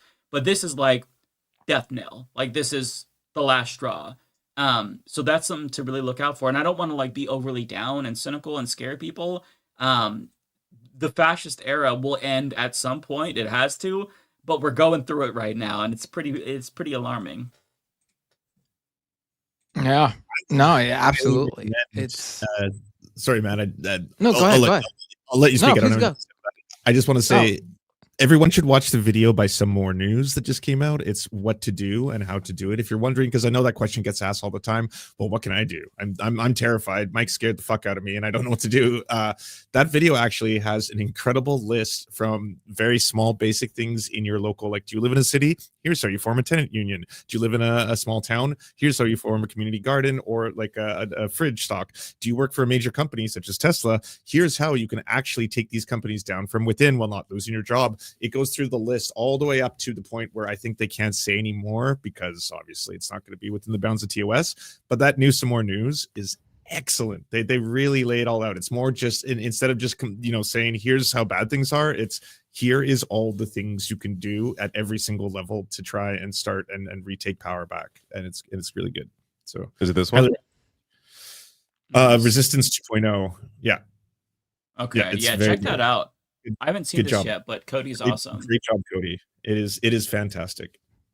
And to your point, Lance, even though I'm painting this really bleak picture, fascism hasn't won just yet, and there is a need to resist. It does work. When Trump did the federal spending freeze, he reversed it. Once the Medicaid portals were down, remember that? He had to reverse course. So nobody is immune to pressure. Not even the most hardened dictatorships. So just giving up is not something that you should do. But I think that sharing this information and maybe even striking a little bit of fear into the normies is worthwhile, because in order to get the administration to bow down to the public and actually listen to the public, people have to be informed. And so many people, they just get headlines here and there. Oh, what the signal leak thing, Mahmoud Khalil abducted, and then they just go on about their day. You really have to explain to people in the clearest terms possible that this is not a normal administration. No administration in the United States is good, right? But this is a different time that we're in. We're in an era of fascism. This is a fascist project that is being implemented. It's been 2 months, and I know it feels like it's been 2 years, but it's only been 2 months. And Project 2025 is 42% complete. 42% complete. It's supposed to be 180 days, but they're already ahead of schedule.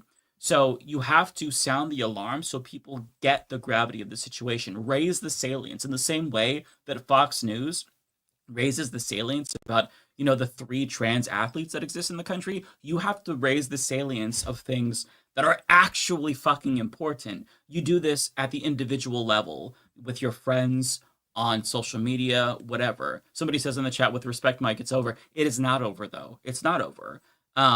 There will come a time when the Trump era comes to an end. We don't know when that's going to be, but it is going to come to an end. And what matters is how much we resist, how much damage we can mitigate.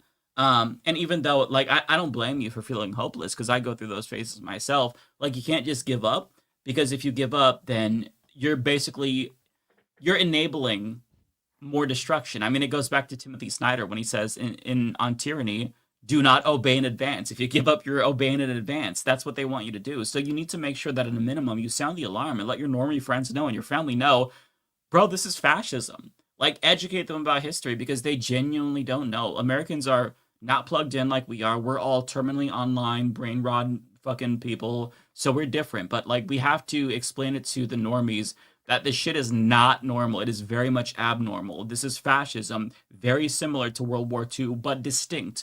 Whether or not you think that it's useful to draw a comparison to Hitler, that's up to you. There's certainly similarities. I'd say that this is a lot more like Russia and Hungary in terms of the flavor of fascism that we're getting, but Americans don't know about those places, maybe Russia more so.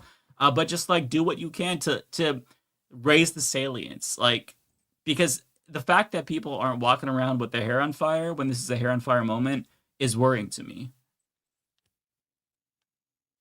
Well said.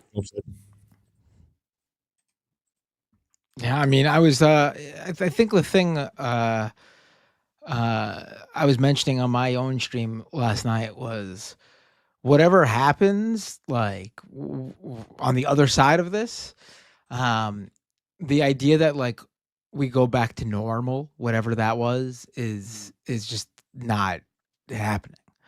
Like, right. We can't go back. Like, there's like you're whatever it was before. And I don't mean in like in a negative, just in a negative way either. Like, it could be good. The before didn't work. Yeah. This is the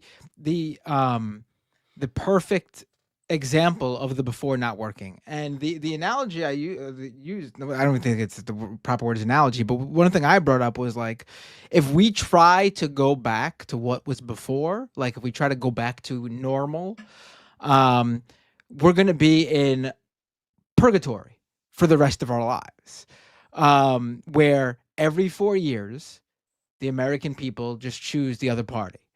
And their choices are a go back to norms corporate Democrat who ends up losing every 4 years to an even more fascist Republican who ends up losing every 4 years to a go back to normal corporatist Democrat who loses every 4 years to, and the cycle will just continue and we'll be stuck, because that's what we've been living in basically for the past, not even decade, like you could say 2-3 decades. Yeah. Yeah, no, I think this is sort of like, I think it's good to keep in mind that Trump, we are all going to outlive him. He is much older. Like, if you ever feel hopeless at some point, old age is going to catch up. You know what I mean? This is not, so there is a light at the end of the tunnel, and not that everything ends, just with him and old age. Like, there's still a whole, structure around fascism. But it's just that there is hope, and the idea that we just like lay down and let it happen, I think is obviously the worst case scenario, because then you're in it for the long haul. It's good to see people, mobilizing, and even if right now it's really just crowds for like Bernie and AOC, like that gives me the idea that there is this energy out there. People want to do something. They're not just like staying home. Like, there is a desire for community. There's a desire to build. And if you're wondering what you can do right now, like right this very minute, let me put it to you this way. Someone in your neighborhood owns a Tesla. You should do nothing illegal about it. That's all I'm saying. That's all I'm saying. I didn't say anything more. If you're ever feeling just frustrated and you need to let off a little bit of steam, call Chuck Schumer and just leave him a message. Polite message, but send him a message. Did you see Chuck Schumer? What's it today? He like sent a tweet out being like, "I can't believe they're doing this." It's like, you idiot. If only we had leverage. If only we could stop the unbelievable. The good news, though. The good news, speaking of Democrats, Kat Abu-Ghazala, she has announced that she's running for Congress, and she's fucking amazing. There's a new generation of Democrats that are emerging that take no shit and are tired of the bullshit and the spinelessness from Democrats. And at least right now, if the normies are as fired up as they say they are, which it seems like they are, You will vote against the incumbents in this primary. I swear to God. Otherwise, I don't want to ever hear you complain about the fascists again. Because if you keep these same fucking people in power, the same shit's gonna keep fucking happening. So I need you to do that. I need you to stop voting for the incumbent instinctively and just take 5 minutes to learn about the challengers, because these people in office have led us to fascism. Trump isn't an exception or an aberration. He's the logical conclusion of a late-stage capitalist system that has destroyed our fucking institutions. And in order to get ourselves out of this mess, you can't just keep doing the same thing. It's not just going to be electoralism that saves us. I'd argue electoralism probably isn't going to save us. It's going to require people to actually organize, use the economy against the capitalist class, work stoppages, general strikes, something like that. I think that's beyond our ability to control. We need unions to really take the reins on that one. But, just prove that you're fed up, normies, and vote against these Democrats. Also, there's going to be another candidate launching soon. I'm gonna bring him on my program. This person is basically my anger interpreter that breathes fire at spineless Democrats and fascist Republicans, and I can't wait to introduce you all to that person. The Jank Uger. Uger. Ooh, is it someone? It sounds like you're building somebody up. Is it someone known? Do we know them? You might know them. Oh, interesting. Are they running to be mayor somewhere? Is it who I think it is? Congress, actually. I don't want to reel too much and don't step on their toes. That's too many questions. You'll blow it. Yeah, And- fair enough. Yeah, I don't want to spoil it. Kat is cool because she's been on this show before. So definitely, True. if you are, what's Was her our insider at the DNC? what's her district off? If anyone knows off the top of your head, God, it's did not Jan remember. Schakowsky's district in Illinois. I She's can't remember. I think Illinois. it's 8. Somewhere in Is it Illinois 8, eight? maybe? I can find. I can't remember. she was I on get the what you're show. saying, though. Oh, she was on an episode that I missed, wasn't It was she? during the DNC. Oh, it's Yeah, she 9. came. She was Ah, live so at I DNC, missed it, totally yeah. burnt out, not sleeping, and gave us a behind-the-scenes report that was really depressing. It was exactly like Ariana described it, where it's like all they care about is influencers who will do influencing on their behalf, and that's it. And as soon as you're like, but what about Palestinian babies being blown to bits? They're like, oh, okay, you go in the naughty room. There's a room for people like you, and you can't talk to anyone. And there was literally a room where they would sequester all the influencers who weren't playing ball or playing the game, and they didn't get any access. And that's basically how they dealt with it. And so I was like, That's okay, crazy. cool. Ariana, That's neat. did you link up with Kat at the DNC? I mean, Kat was also the only Middle Eastern person. Sorry, what'd you say? Oh, I was just asking if you both connected at the DNC. Yeah, so I did connect with Kat. She was the only Middle Eastern person that was actually given so there were 200 creator passes that they gave out. She was the only Middle Eastern person that they gave a creator pass to out of the 200.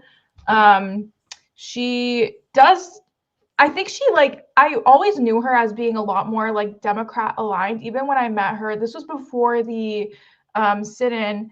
I met her because I snuck into the creator lounge because they weren't letting. Long story, I was not welcome there. I had to find ways to get in and go into the creator lounges. So I somehow found a way to get into the creator lounge, and she came up to me and she was like, hey, I didn't know who she was. She was like, I'm Kat. And she was sweet, super sweet, but she was like, you know what, Ariana, I believe that this administration is going to do the right thing.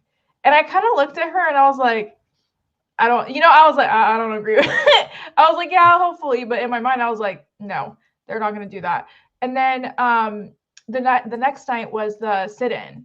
And I was there. She was there. A couple others were there. Honestly, not a lot of content creators showed up that night. Also, the DNC had blocked all of the doors to get to the sit-in. So if you had found out about it later and you wanted to go, you couldn't leave at the doors where the sit-in was at, and you couldn't come back in to join the sit-in. And we were also kind of barricaded by cops. The cops weren't doing anything, but they were there, and there was a lot of them. So then the cops weren't doing anything. Then she was in the sit-in. How unlike them. No, they weren't. They weren't doing shit. They weren't doing anything. But I will say, Kat stayed there until the next morning. She was there. the whole night. dedication. I had to leave around 2 a.m. I know a group of people left around 4 a.m. She was one of the few people that stayed until the morning. And so, yeah, I was really proud of her. I was like, damn, that's really cool. But you could kind of see the shift in everyone where like we wanted to believe they were going to do the right thing. And then the shift happened where they kicked out Hassan. They were putting people in that room and they were like, shut the fuck up, basically. And they couldn't do that to me because I wasn't welcome. I was getting in through different means. So they didn't really, I was kind of skedaddling everywhere.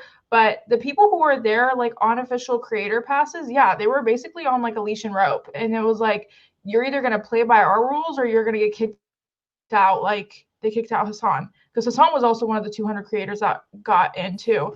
And so, yeah, her and I were the two only, I want to say maybe there was another person that was Middle Eastern. Pardon me? I said they wanted vibes. It sounds like all they really wanted was people taking pictures, being like, look how brat this all is with my huge accounts. And that was it, right? Not like, so why are you not letting a Palestinian speak, right? Like that. Yeah, for sure. Yeah. And Kat is running in Illinois. No, I mean, I've talked about this. It was ridiculous. Oh, Illinois. Yeah, I knew she was out of Illinois. I didn't know which district. I will say she did raise $125,000 within like the first 24 hours of her announcing, which is really cool. That's amazing. But one thing about these races is that like y'all need to go vote in the fucking primaries. And many people, especially in the midterms, they don't come out for the midterms, period, let alone the primaries for the midterms. And it's like, if you want to donate, if you want to, you can do all this stuff, but it literally does not matter if you do not get primary turnout, especially when it's a race against an incumbent. So it's one of those things where it's like, we can, you know, we can be excited, we can shout, we can yell for her, but it's like, if y'all don't go out to the polls on the primaries, you know, there's not much we can do. It's not just her race. It's a lot of races across the country where progressives try to, and it's not just Congress, right? There's a lot of local races where progressives try to go in and try to beat out an incumbent that's crooked and does X, Y, and Z, and no one shows up to the primaries, and they end up losing, and all that money doesn't, you know, go anywhere as far as their campaign. So you guys really need to show out for the primaries for sure. And I want to yell at one person in chat really quick. This is not what we're saying, obviously. Like, don't try to like put a liberal facade on the shit that we're saying. We're obviously not saying vote harder. Don't be a dipshit. We're saying that if you're, to the extent that you're going to participate in electoral politics, which you should, because it's an easy thing to do, you need to actually make sure that you make an effort to vote in primaries to get the incumbents out. Kicking out the incumbents in primaries does matter. Is that going to save us? Is voting going to save us? Obviously not. That's not what the fuck we're saying, and I think that you know that, so stop being purposely obtuse, because it's kind of cunty, and not in the good way, so you know what we're saying. Hell yeah. Did you see the Jets? Yeah, nice. I was like, take us home. I mean, voting is the first step. I'm going to be honest. It's just the easy thing to do. Watch that some more news video. Honestly, anyone who's wondering, hey, what do I do? It's not about voting. The entire video is from the ground on up. All the things you can do, including things that are on the verge of like, I can't believe he talked about some of the stuff in that video. Let's say some radical shit that I'm surprised got past the TOS. Okay, there's a ton of stuff you can do, and stuff that you cannot say on this show. You shouldn't be talking about in a chat on a YouTube channel. You're in a Discord somewhere, right? You know, planning something. You know, you're not here being like, oh, none of you are true leftists. I for one am the vanguard. It's like, cool. Awesome. But, you know, in terms of things you can do in the tool set, voting for a socialist candidate in a riding that is defeatable is good. And Kat's one of those people. So I would definitely support. It's a small thing. Yeah. What were we going to say, Ariana? Ariana, you were going to add one more thing? Yeah, I just wanted to say, like, I used to get really excited. Yeah. Can you guys hear me? Yeah, there's a delay. Just I think you're lagging a little bit, but. Can you guys hear me? Yeah. Yes. Oh, okay. Okay, sorry. I just want to say, like, I used to get really excited when progressives would run for these races, and I used to bring them on my Twitch and like do so many videos for them and stuff like that. But it's like, you start realizing after like 2 separate races, I realized I was like, wait, a lot of these primaries, like a lot of these races go to shit because no one comes out for the primaries.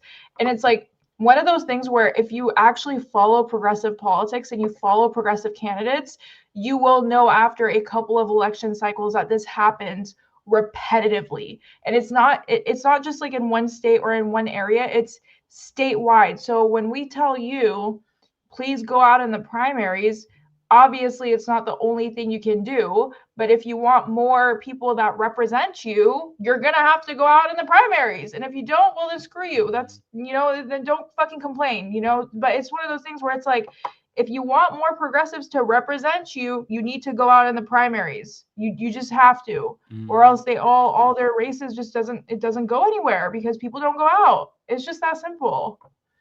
Yeah, it's a simple thing. Even just having like AOC and Bernie, as flawed as they both are, having them try to change the narrative on certain issues or raise the salience of other issues, that's important. Having more progressives in Congress, I think, does make a difference, even if it is just a minimal one. But, I think that it's not going to be no candidate is going to be a panacea, but it's a small thing. And, I think that people, I get it. People are cynical. I am too. But like, I think that, if you live in a district with the progressive running, there's no reason to not vote for them. Again, like I'm also burnt out on electoral politics, obviously, but it's a small thing. And I think if we can get a couple more progressives in Congress or leftists in Congress that will at least vote against genocide, I think that's,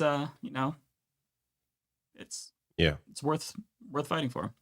I also don't get how, like, some of these comments, I've been like, are you a real person? Like, why are you watching news if you think all hope is lost, nothing, you can't do anything? Like, why are you online listening to the news then? Like, go play a video game, watch a movie. Like, why are you living in despair saying nothing can be done? Like, it's just very bizarre life to live.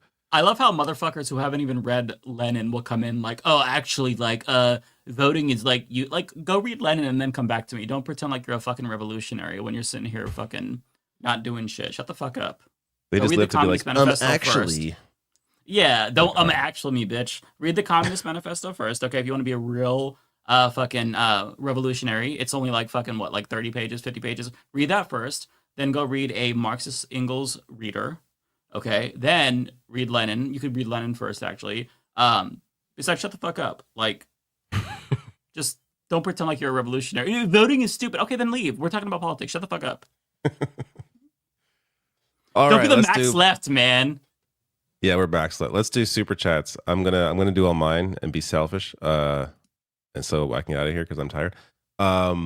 Tony D says, "I knew this was coming. Fran, we love you.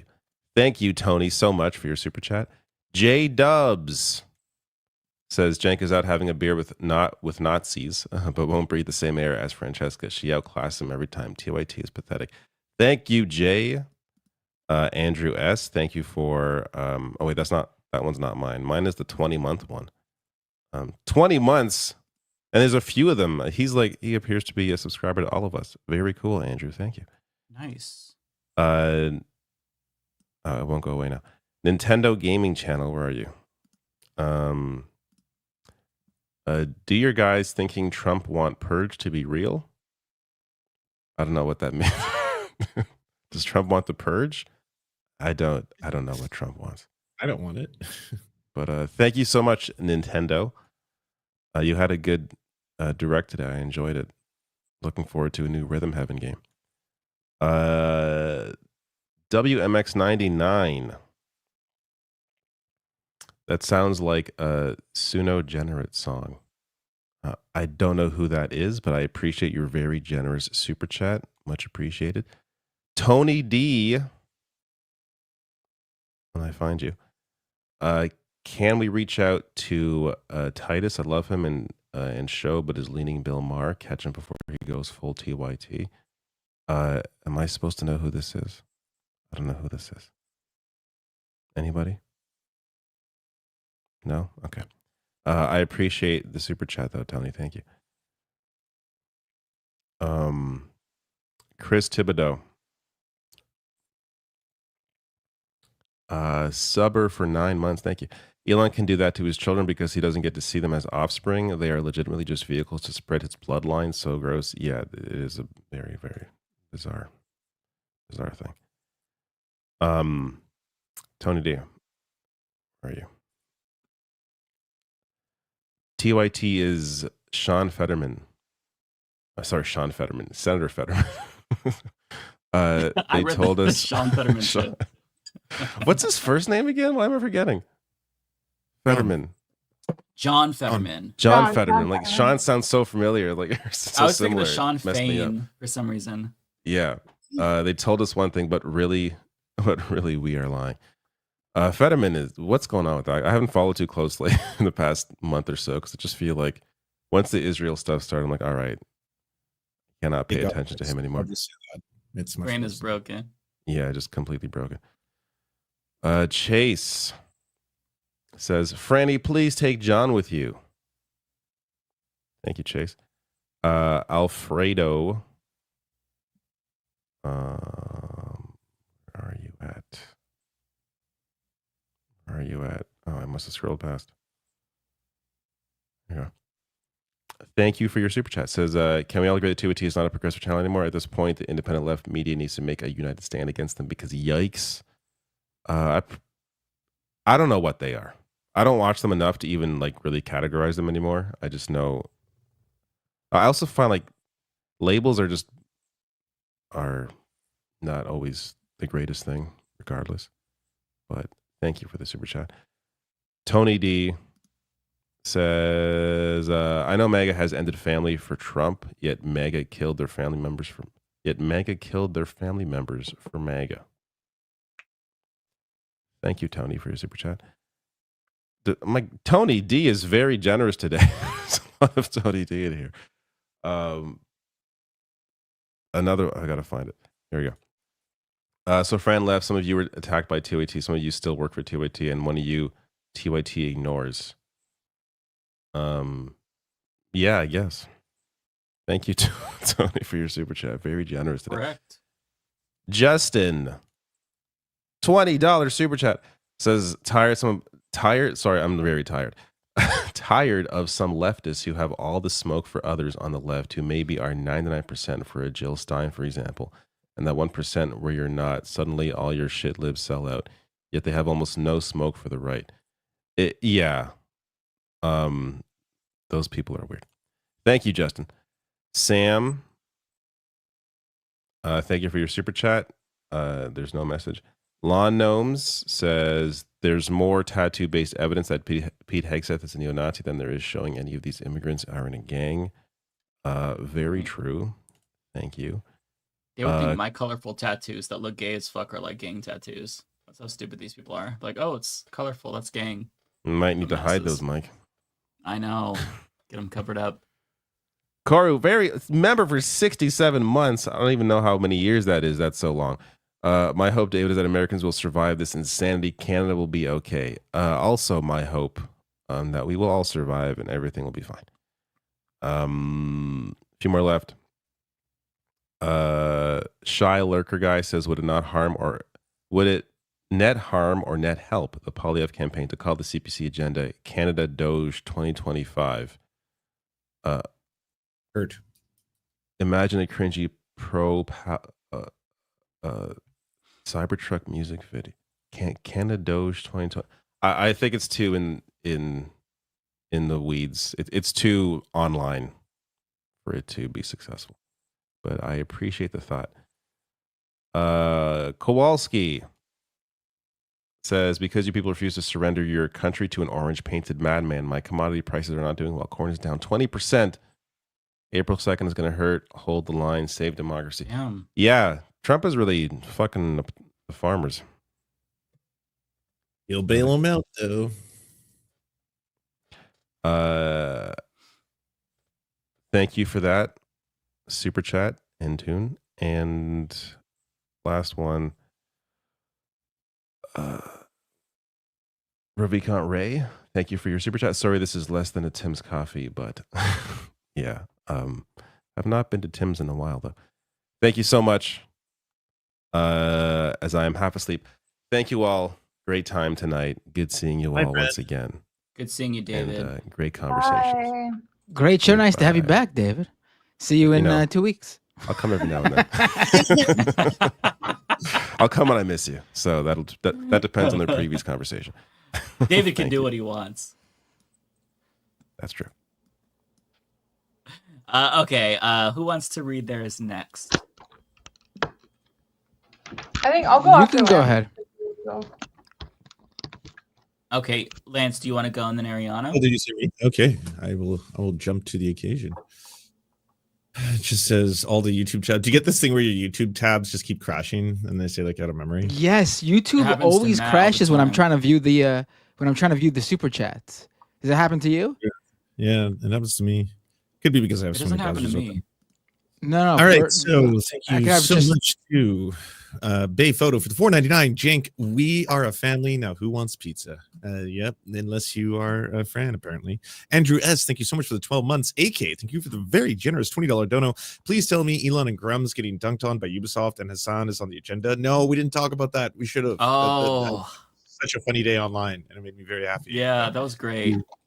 You can go watch one of the many videos available on the Surf Times on the topic if you want me to talk about it in depth. Dirty Pirate 90, thank you for the $10. Not sure which is less shocking, that we are bombed a country we are not at war with because they are inconveniencing Israel, or that peak keg breath, I haven't heard that one, drunk texted war plans to a random journalist. Yeah, they just I just hope he doesn't try and sex an intern and then accidentally send it to a world leader and start a war over that. So anything can happen. Pete Kegseth's pretty good one. I haven't heard that one either. I like it. That is good. Rare do I Keg hear breath. something brand new like that. That's a good one. I also like that he's a DUI hire. I was like, that's funny too. That is a good one, yeah. Izzy Sanchez, thank you for the $2. Matt Binder, for your comment. You are now canceled. I'm assuming that's related to Binder's numerous talks about jerking off at the start of the stream. I did no Miss such Ruth- thing. What, you guys are all sick perverts. I said no such thing. Miss Ruthless, thank you for the $5. Anna got her gender affirming surgery to audition as Diet Megan Kelly. Wow. It's true. She's the worst now. Looney Tunes 9000. Thank you for the $4.99. So far, so good. We had no TYT trolls bad mouthing Francesca until earlier today in the Vanguard chat. Yeah, I imagine they were probably not too happy with the Vanguard's coverage. Albert Hugh with the $5. I'm thinking of fleeing to Canada to escape fascism. Do you have any advice on how to get in? If you happen to be a member of a vulnerable minority, or you are directly facing oppression, as would qualify you for refugee status, I would Google what the requirements are to get into Canada. That includes if you happen to just exist as an LGBTQ plus person, you can apply for refugee status in Canada. There's currently, and it's a good time to apply because there's a travel warning, and the Liberals are still in power. Two things that would help your application process. So Google LGBTQ plus refugees to Canada. There are websites set up for this very purpose, and you can look up all the steps necessary. And it does help if you have an immigration lawyer, obviously, like any other type of immigration. But if that's something that you think that you want to explore, that's the best way to do it. And then finally, at Freddie Mercury, thank you for the Prime. Tech Tink, thank you for resubscribing. Take it away, y'all. That is the end of me super chats. All right. Do you want to go first, Ariana, or do you want to go, Matt? Which one of you wants to go? I will try to. I can go ahead. real quick because I feel like Matt's takes forever. No shade. That's a good thing. You get money. Yeah, he gets paid. Okay, let me just go through real quick. Nintendo Gaming Channel, thank you so much for the $7. Leftist Mafia. I hope someday you guys invited Noella Reacts as guest since she's mocking MAGA, bitching MAGA, screwed MAGA. I don't know who that is. Yeah, I have not heard of that person, but I'll check them out. I do think we should bring John though on. John Idarola? Yeah, John from the Young Turks. Is he gonna come? Is he gonna be able to come on? I would love to talk to him. I like John. Yeah. I mean, we I don't think he have to talk would. to him about TYT. We can talk to him about whatever. Yeah, I don't think he would, just because it'd be very like awkward. Not that there's any bad blood between us and him. Yeah. I love John, but it just like he's coming into the enemy territory, So it might like jeopardize him in his position at his job. Yeah, we'll monitor. Yeah, I wouldn't want to put him in that position. No, I get it. Andrew S. It would be awesome. Yeah, no, I agree. We'll monitor. We'll keep tabs. Yeah. Like we did with this one. But Andrew S., thank you so much for the membership. And then Andrew, you sent a $5 to Ariana. Thank you so much. I appreciate it. Nintendo Gaming Channel, Leftist Mafia. I have a question. Who is dumber? Question. Peter Griffin character, IQ of 65 or less, MAGA, all of Donald Trump voters, all of U.S. Republicans. I don't know who Peter Griffin is. He's from Peter Family Griffin Guys. from Family Guy. Yeah, I don't. You don't know Family Guy? You've never Never watched did, Family Guy? You don't know what he looks like? The cartoon? I think even if you haven't watched it, you'd be aware of the cartoon Family Guy. I think that if she saw the character, she wouldn't probably recognize him. Yeah, you'd recognize Peter. I'd go for with sure. MAGA. But thank you so much for the $7. Nintendo Gaming Channel. Again, another $7. Leftist Mafia. I remember Amber Heard, Elon Musk, Karen DeLevine had a three-way affair while both Elon and Amber married at the time. I didn't know Amber Heard was with Elon. This is all news to me. I'm sorry. Yeah, I didn't. I remember finding out on the show, I think, not that long ago. Although now I don't remember when I found that out. I think it was on the show. Yeah, I had no idea. Nintendo Gaming Channel, $7. Thank you so much. Nintendo Gaming Channel is carrying me tonight. Leftist Mafia, I have a question. Do you think Voice of North Korea by Yeonmi Park and all North Korea deported back to North Korea? I don't know. I don't even know how to comprehend the way that question is worded. I To don't be know what's honest. going on. I haven't listened to or read what it's referencing, so I can't comment on it. Yeah, I haven't either. I'm so sorry. I wish I could comment, but I haven't read or know what you're talking about. Yeah, I know. I'm trying to read. I'm sorry. like, I don't under. My brain is Yeah, me broken by neither. reading that. I know. It's okay. It's okay. We're all a little broken right now. We're cooked mentally. Zatewise, thank you so much for the €7. Weren't you a bit unfair to Alessandra Bashir, Musk song, to not point out that it was comedy? I mean, no. And the only reason why I say no is because she's a Republican and she loves Elon, like genuinely. Although that music video was supposed to be comedic, like she does stand by the bit. Now, if she that was supportive of Musk. That wasn't to mock him. Yeah. It wasn't like if it was a mock, like one of those, mocking music videos we used to do in like the 2010s, like I would totally be like, okay, but no, that girl is like fully. I was reading all of her comments, like replies back to people, and people were like, "Oh, you just want to be his next baby mama," and she was like, "No, I actually just really love him. I'm just doing it because I like who he is and what he's doing." So I don't think I'm being unfair. That's just me, though. It's like if you made a song about Bernie Sanders and you both liked Bernie Sanders, but also it was really cringe, like he's gonna be the communist revolutionary. People kind of for that, right? And fair dues. Yeah, no. Looney Tunes, thank you so much for being the best mod ever. I'm waiting for Karen Kasparian to take her ass to Fox News.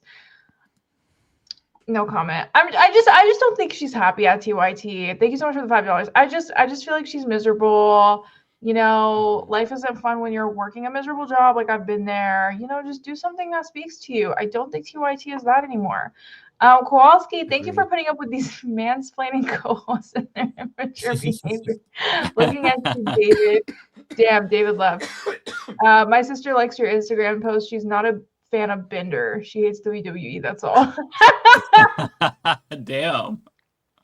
Kowalski was like, "Fuck all you guys." Damn. Kowalski, thank you so much for the $10. I really appreciate it. Chris, thank you so much for the 10. To obtain an ally badge, read MLK Jr.'s letter from Birmingham jail and present 750 to 1,000 words on the MLK's white moderate. Its similarities to the modern anti-accelerationists. I didn't know about that. It is actually a very good read. I would recommend it. It's also quite short. I would too. Cool. And it depends on what you mean by accelerationist, because people have different meanings of accelerationism and what they mean by that. So yeah, I'll have to read it. I do know I was one time I interviewed someone who did a hunger strike at for climate at Joe Manchin's office, like right outside of it. It was a really big deal when it happened. It was a couple of years ago. And she said that when there were multiple times where she almost broke, and she, like, a lot of them, they were on this hunger strike for around 13, 14 days where they were just drinking water and electrolytes. Yeah.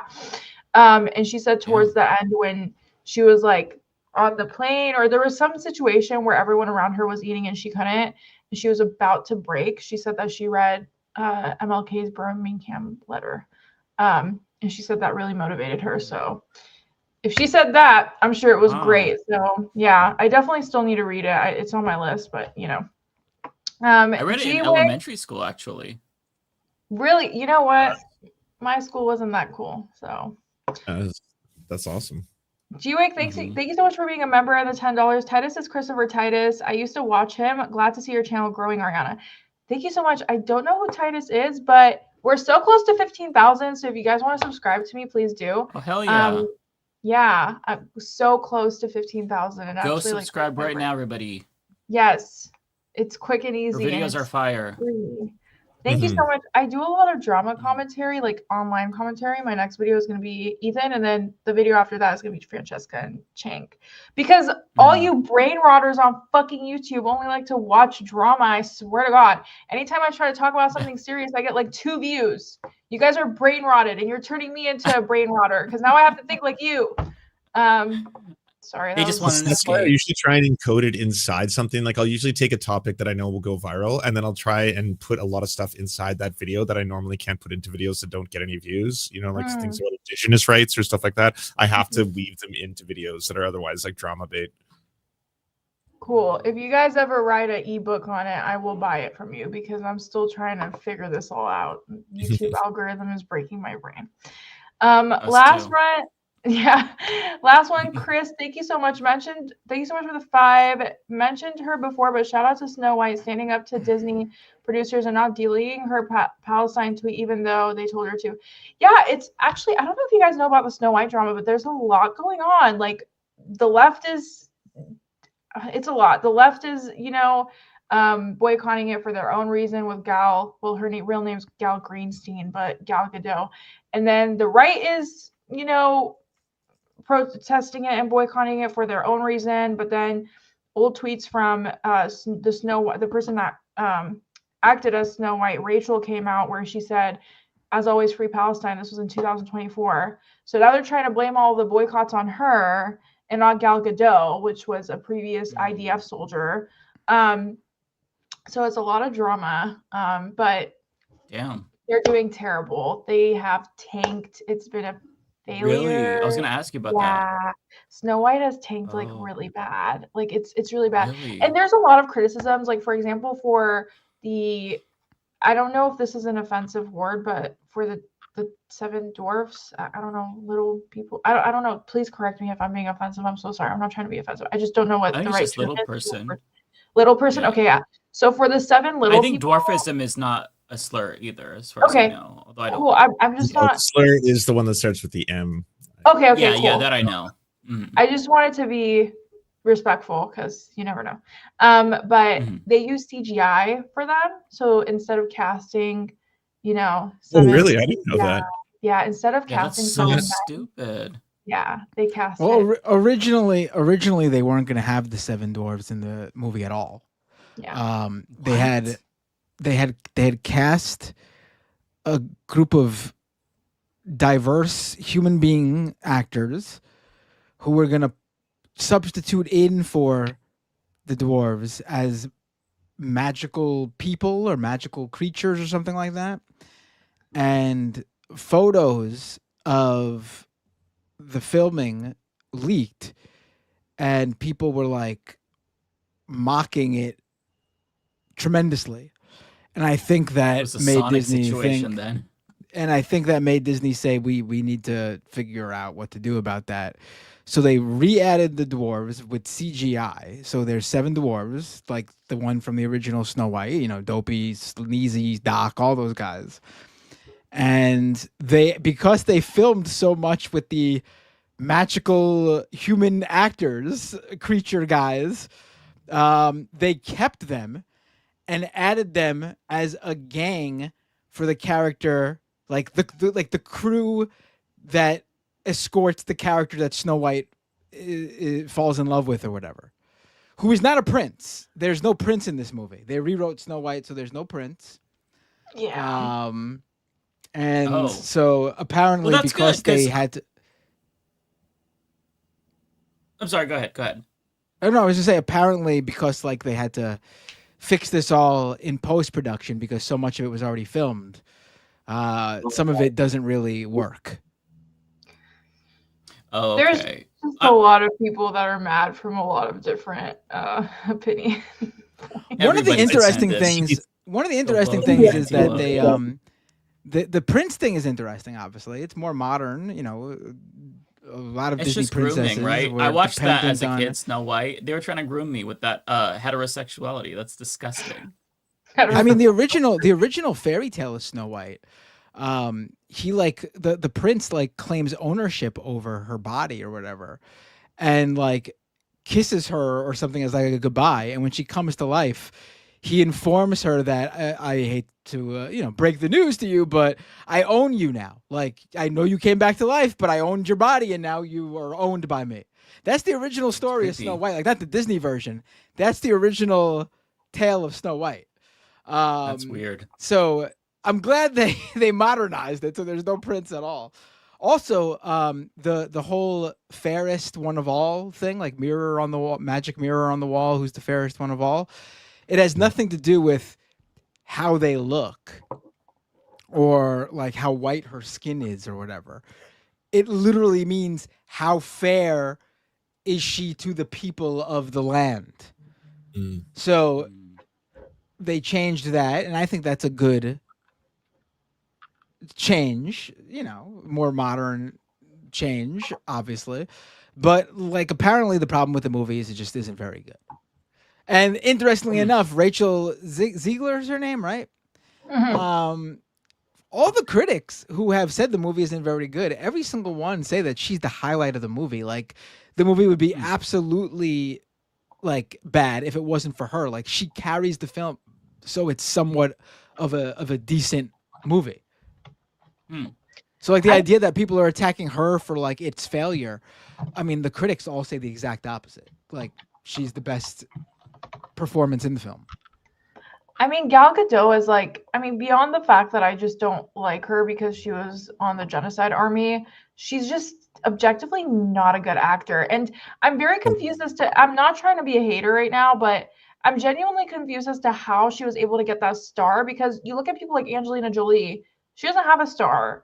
There's a lot of really great actors. Yeah, there's a lot of really great actors that don't have stars. Like, how did Gal Gadot or Gal Greenstein, how was she able to get this star when there's other actors that are much more qualified, much better? Oh, they pay for the star. The star is the biggest like you have to pay bullshit just in to Hollywood. apply for it, They apparently. pay a fee every year for the star. Oh, it's okay. not cheap. Seriously? Yeah, like it's yeah. How much? Oh, that's is it? embarrassing. I thought it was like a. Wow, that's embarrassing. I did not know that. I thought it was just like, hey, this person is famous enough to get a star. Yeah, well, that makes a lot You more have to sense pay then.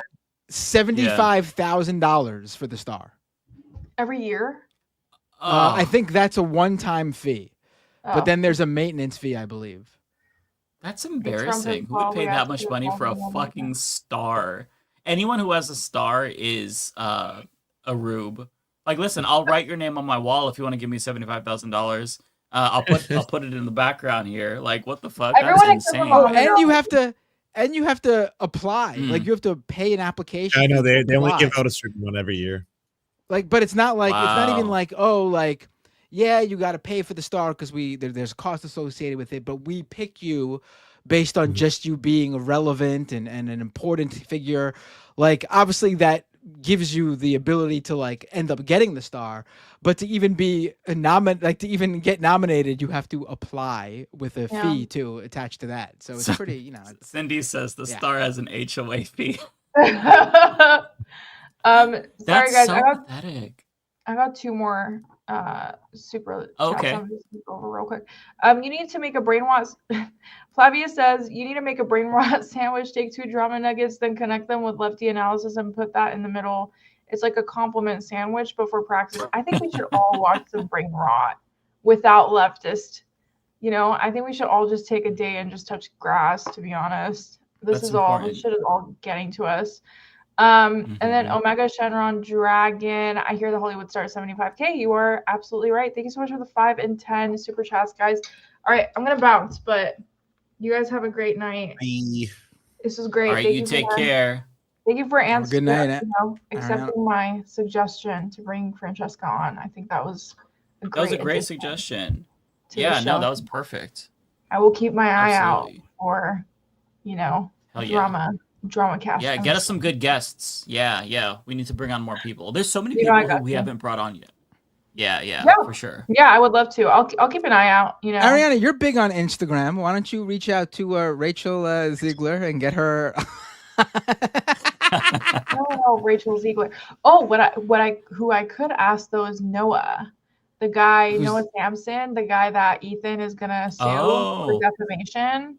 I've interviewed him before. He's awesome. I can ask him if you want me to. I can. Yeah, bring him on. Everyone loves Noah. Noah's great. Cool. I'll ask him if he wants to come on. If he's down, I feel like that would be a pretty dope conversation. Noah's awesome. Okay. Well, thank you so much, Lizzie. Thank you so much for the $5. I really appreciate it. She says that she thinks this new Snow White movie was good. I haven't watched it, so I don't have an opinion on it, but I don't like Gal Gadot, and I'm not going to watch anything that she's in. So, but I'm sure Rachel is great. You know, no hate against her. I am just simply a Gal Gadot hater. Okay, guys. It was so nice talking to you. I will see you guys next week, and I'll ask Noah too. All right, you take care. Book him in for next week. Bye, guys. Peace. Oh my God, Okay. so close. I hate when it's so close like that. Mm-hmm. Do you want to go first, Matt, or do you want me to go? Doesn't matter to me. Your pick. I can go first. I'll go first. Why not? I'll go Okay. first. Sure. Feel free. Here we go. First up for me, Andrew S. Thank you for the membership, 20-month member. Really appreciate it. Jordan Saylor with a super chat. What happens to Canada if Pierre P wins the election? We could lose everything. Will it be as bad as I think? Well, we still have Lance here, who is one of our Canadians. What do you say, Lance? I say you should be sending me these super chats.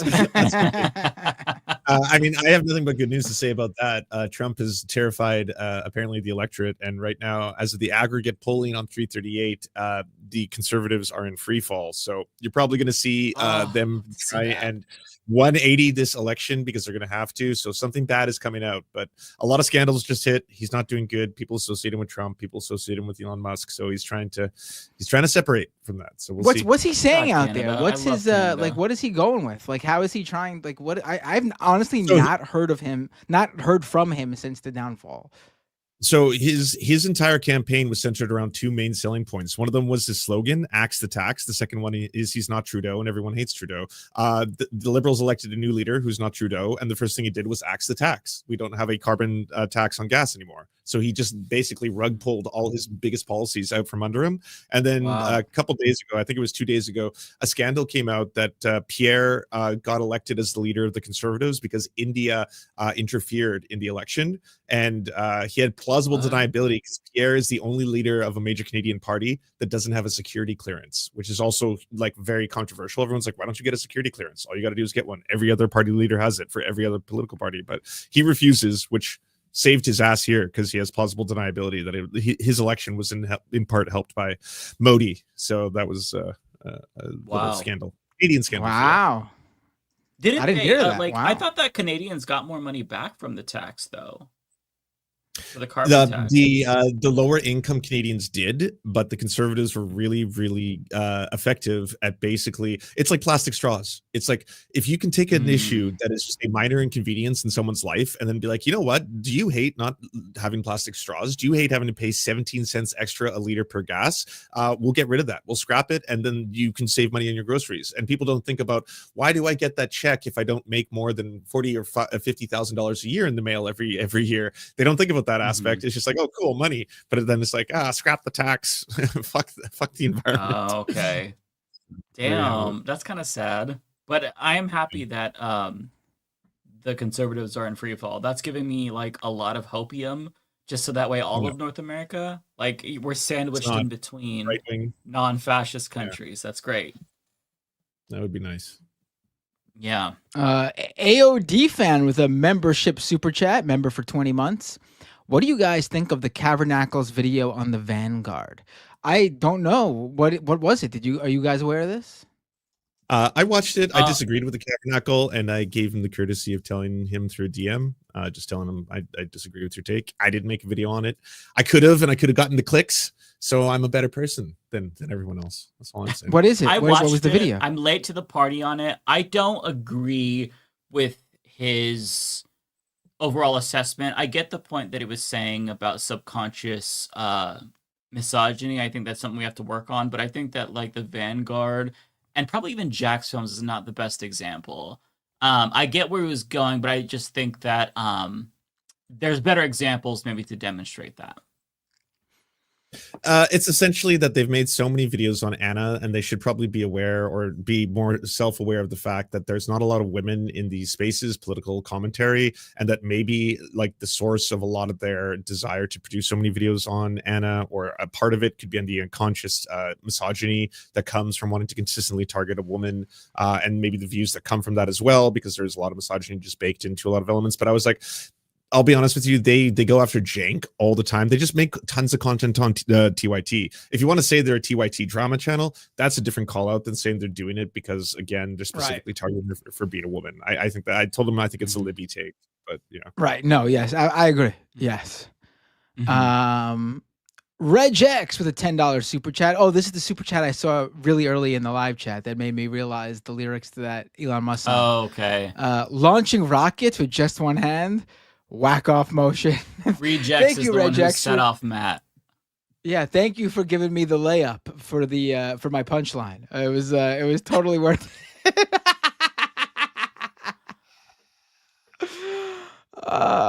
Mortified Penguin with a super chat. Polymarket bet on that song being the national anthem next year. Oh boy. Nick with a super chat. Heard he botched his launch pad.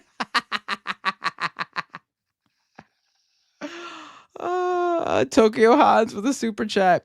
The show today seems to have some residual Schumer arousal. Yes, we were very aroused on the show today. Brian B with a super chat. We need to deport Elon to Mars. Trying to think how I could sexualize that. Greg H with a super chat. So you can have sex with it.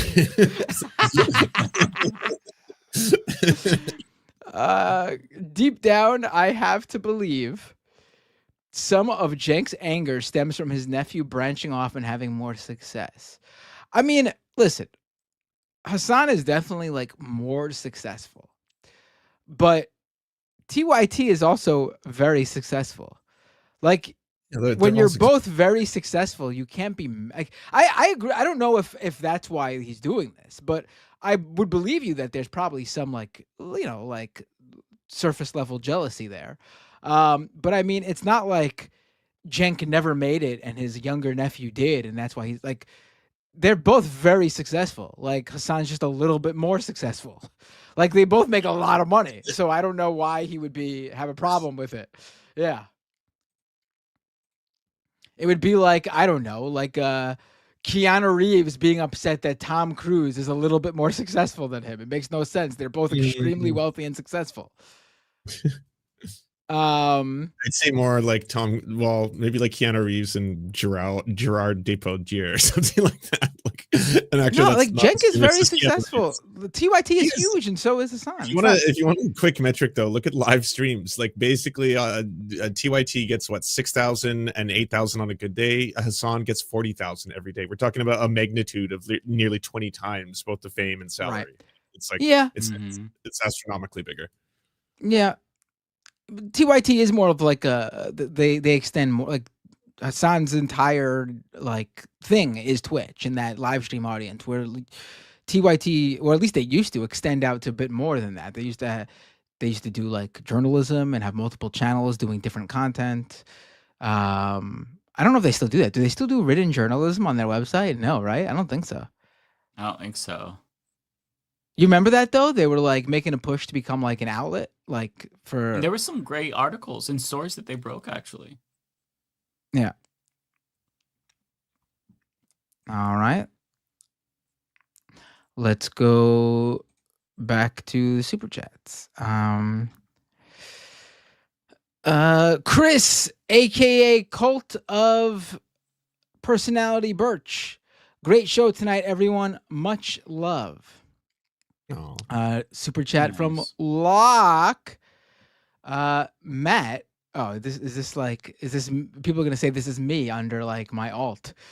Matt, you're so funny. Makes the show very entertaining. I appreciate that. Matt's libtard 01, everybody.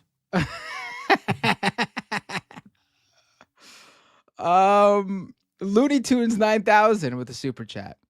If only Michael Jamal Brooks was alive, he would teach Anna a lesson. Oh, that one sounds misogynistic. No, I'm joking with you, Looney Tunes, but I mean, I don't like to project what Michael would have thought because he's not here. I don't like when people do that. But I would be interested. I do wonder sometimes, like, what would have happened? Like, they were doing like towards the very end of his life there, he had just started a weekend morning show for the Jacobin magazine with Anna. Like, what would have happened with that? What happened with her from doing that to this? Like, that is crazy. Yeah, I don't know what Michael would have thought. I could assume, being that I knew him very well, but who knows? Tokyo Hans, thank you for the 5 gifted memberships to my YouTube channel at youtube.com/MattBinder. Tokyo, I really appreciate it. Pluvius with a super chat. Voting is the least you can do, so at least do that. It doesn't matter how much we protest or phone bank. If nobody votes, the activism is moot. I agree with you to an extent. I mean, I think everyone should vote, obviously. But I do think, other actions do matter. Just as much. Sometimes, depending on what that action is, even more. I mean... like mutual aid. Like, you can't tell Luigi... National, local. You can't tell Luigi Mangione that, hey, buddy, you should have voted. That would have done more than what you did.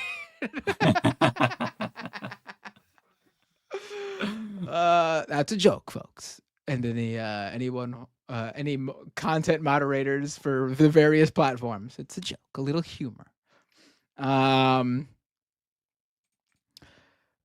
M with a super chat. Crockett more funny than Trump. And she's not my cup of tea. I think she's a little too lib for me. But I do appreciate the fight. I always bring her up in terms of what more Democrats should be like, specifically because of the fight. I don't agree with probably much of her politics. She's even the style of her fight is a little bit too lib for me. I think the squad is much more up my alley in terms of how to fight this. But I appreciate the fight nonetheless, and I have defended her and will continue to do so for being a Democrat with a spine. Mm-hmm.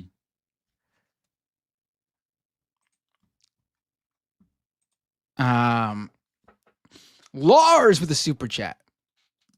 There was a brief mention of Noah Samson's video on Ethan Klein supporting genocide. I wanted to let you know Ethan is suing that guy for defamation. I mean, you could. Is he actually suing? I know I remember hearing that somewhere, that Ethan Klein announced he was suing that guy. I mean, it would be interesting to see. It would be interesting to see if he actually went through with it, and I'm sure, I think it's going to be something like that is a hard thing to argue, especially when you have a video that lays out Noah's opinion and how he backs up that opinion on Ethan Klein. And Ethan Klein himself has been sued for defamation, and he's talked about how difficult it is of a threshold to pass. You have to prove that there's intent. And this is just like everything that Ethan used to stand against. He was sued by Matt Haas over fair use, and he won. So he was like this guy that was defending other YouTubers, and now he's like being very litigious towards YouTubers that dare to criticize him. And I think it's disgusting. If he actually does follow through with suing Noah, that is despicable, to put it mildly. I honestly don't understand. Mudahar is threatening to sue him too. Mudahar, well, fuck all these people who have thin-skinned, who can't take criticism. I honestly don't understand. understand. Noah laid out a very clear-cut case. So if they think that that is worthy of defamation, it says more about them than Noah. And maybe they're getting a little bit defensive for a reason. I honestly don't understand who Ethan Klein's audience is. Like, Right. I get how he started, and I get what that audience was used to seeing, like the creator YouTuber drama stuff, the TMZ for the internet, like celebrities, like that type of stuff. Platforming of Jordan Peterson, all that shit. Like, oh, he did that. I didn't know he had that. He did that stuff too. It was edgelord. He had a reactionary phase before the leftist phase. Yes. Interesting. It was so the Black Lives Matter movement that really made him start to be like, you know what, maybe I should really start to double think my politics, realize that I've got white privilege, all this kind of stuff like that. Like, I honestly didn't know. I thought he was like I assumed he was like a what's his face? Who runs that Drama Alert channel? What's that guy? Keemstar. Oh, Keemstar? Keemstar. No, I assumed he was like one of those type of guys. Keemstar has always been a piece of shit. And Ethan oh no, I know he Keemstar down. Yeah, Right, Ethan okay. would go after Keemstar now.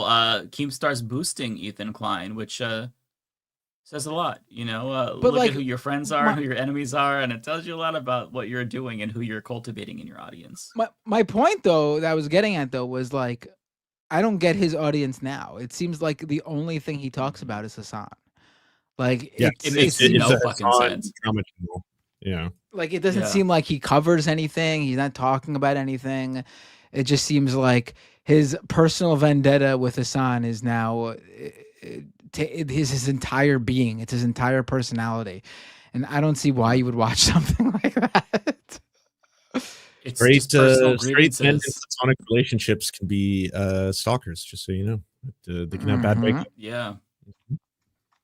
All right, Rolando Capalleja with a super chat. Matt, do you expect Ovechkin to achieve the all-time goals record before his 1,487th game, thereby setting the record one game before Gretzky? I don't know. I mean, I'm not the biggest hockey fan in the world. I do know that Ovechkin is about to break that record. But I think he could do it. It's hard. It's a tall order. I mean, he will break the record. The question is, will he do? How many games will he do it in? Yeah. Let's go to the. Oh, Mike just ghosted us. I have two more I could quickly read. Yeah, go ahead, read it because I can't. I gotta find the other one. I don't know where Mike is.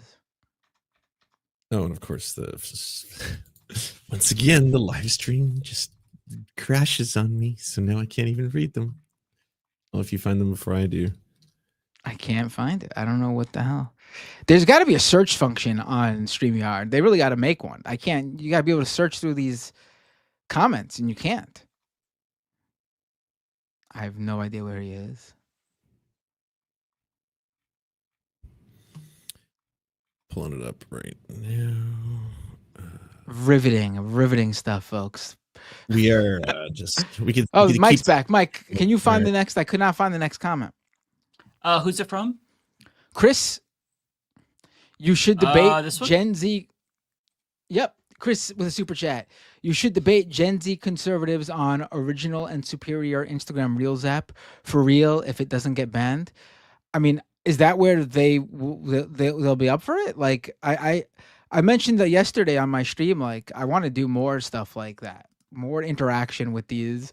After seeing Sam Cedars' Jubilee video, I've gotten the urge to get into more of these. Oh, that made you want to debate. Seeing Yes, that made me yes, want to go in a hole and die and never come out Oh, or no, ever I talk love to that anybody shit. again. I love that shit.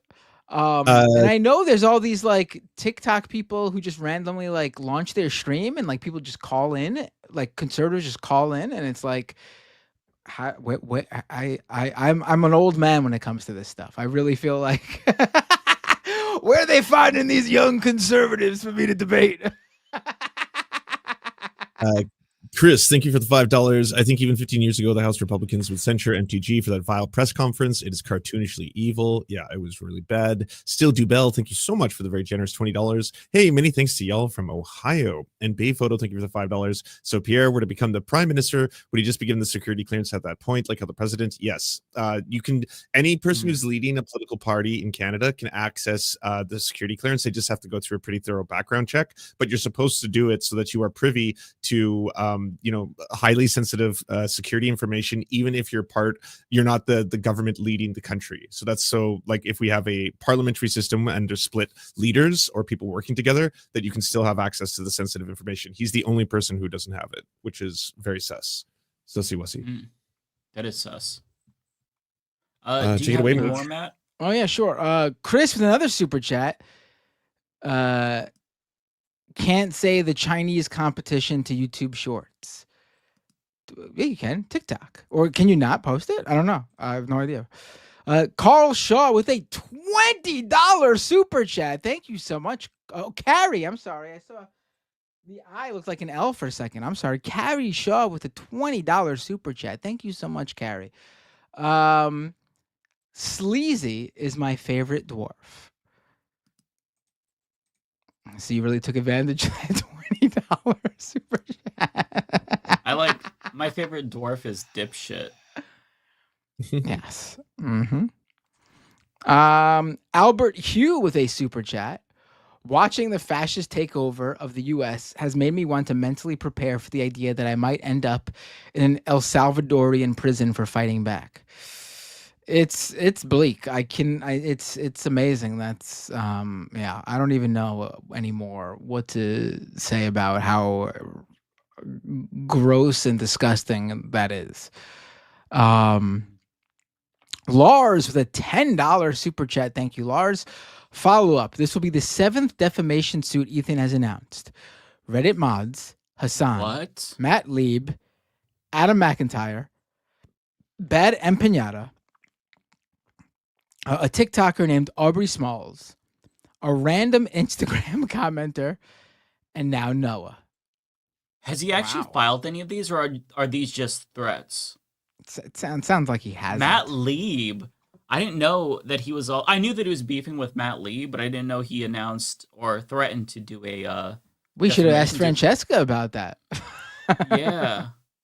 God damn, what a petulant child. Listen, if you can't take criticism, then, I don't know, get off the internet. If you're going to be a public figure and you are going to seek out every little thing that people say about you and you're going to respond to it, that is how you get a crash out. That's how you melt your brain. Just get off the internet. Like, I'm not going to say that, like, I'm 100% immune to criticism that I get, but we all get criticism. We don't hyper-focus on it. So I don't understand why these people like Ethan Klein, TYT, why they obsess with what people are saying about them. Log off. Go touch grass. Like, go hang out with your family. I genuinely don't understand the obsession with their own fucking criticism. Like, what the fuck? So weird. Pluvius with a super chat. Well, yeah, there's that. I just meant from among the things that wouldn't involve me Fed posting. I don't know what you're referring to. I don't even remember what Pluvius said last time. Yeah. Izzy Sanchez with a super chat.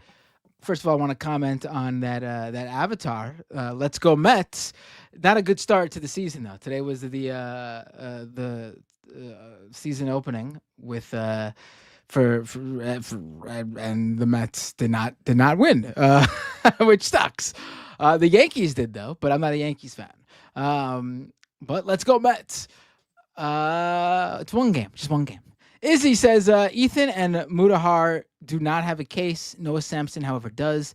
Ethan has been insulting him and trying to go after his character in the streams.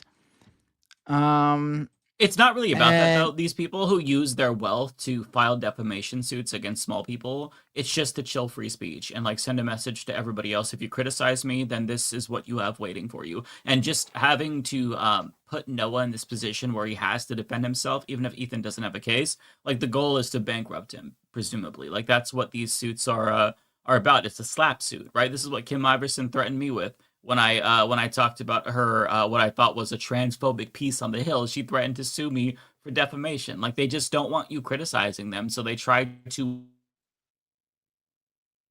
this all the time, and it's super gross.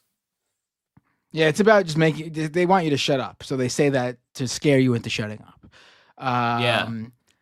Hopefully, also, some of these Noah lawsuits lives in a could work state in with your. slap suit protections. Some of these lawsuits also can work in your favor. Like, if the right person sues you, that gets you lots of attention. It's sometimes worth it. It hasn't happened to me yet, but you know, Well, what's if funny like is that Elon Musk Kim or Donald Iverson Trump made that threat sued to me, me- I would be I would be like a pig in shit. Would be so happy. Yeah, well, when Kim Iverson made that threat to me, she obviously didn't know what slap suits were. And she had to find out in real time that, Oregon has very strong protections for slap suits. So she would have to pay me if she tried to sue me and it was determined that it was a slap suit, which it would have been. So then she's like, no, you sue in where Twitter is headquarters. Like she was trying to and then she just like let it go eventually. Because like there are protections now because wealthy people do this and states have taken action to protect people so that way they're able to speak without fear of a defamation suit and financial ruin if some rich prick with thin skin chooses to go after you. So if Noah's in a state where there's really strong protections for slap suits, then he'll be in good shape. If he's not, then buckle up. If Ethan is serious, it might just be a threat, which I hope it is, because, as much as I've really lost faith in Ethan, I hope that he wouldn't actually stoop to that level and sue somebody for criticizing him. Chris with a super chat. T-shirt and postcard ideas. Hunter Schafer was misgendered on her passport, and it only cost 17,000 veteran jobs. PBB, not unless she signed off on it. Over on Twitch, just want to thank Lux Progressive for the raid. Thank you so much. And as of right now, that is all my super chat so far. Take it away, Mike. Alrighty. Well, we've got George Eret. Thanks for the 5. John's vid was low-key, given Kyle's initial reaction to Jimmy Dore's grift. Really disappointed me.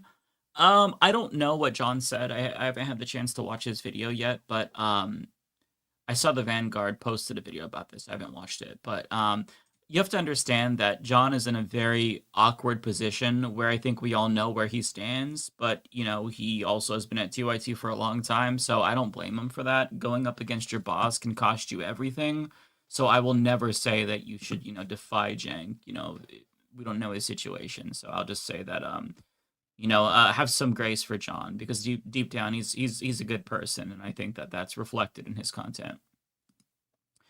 John Lithium, thank you again so much for the 5 gifted memberships. Really appreciate that. You are so generous.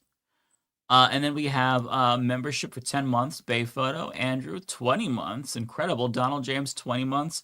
Thank you all so much. So kind. Unknown, I'd love for you to start a gaming thing among the leftist hosts, maybe a yearly competition where it could be a specific fundraiser or something. I would love that. Yeah, I think that is a good idea. It's something that we've thought about for a while, but we just never actually did it.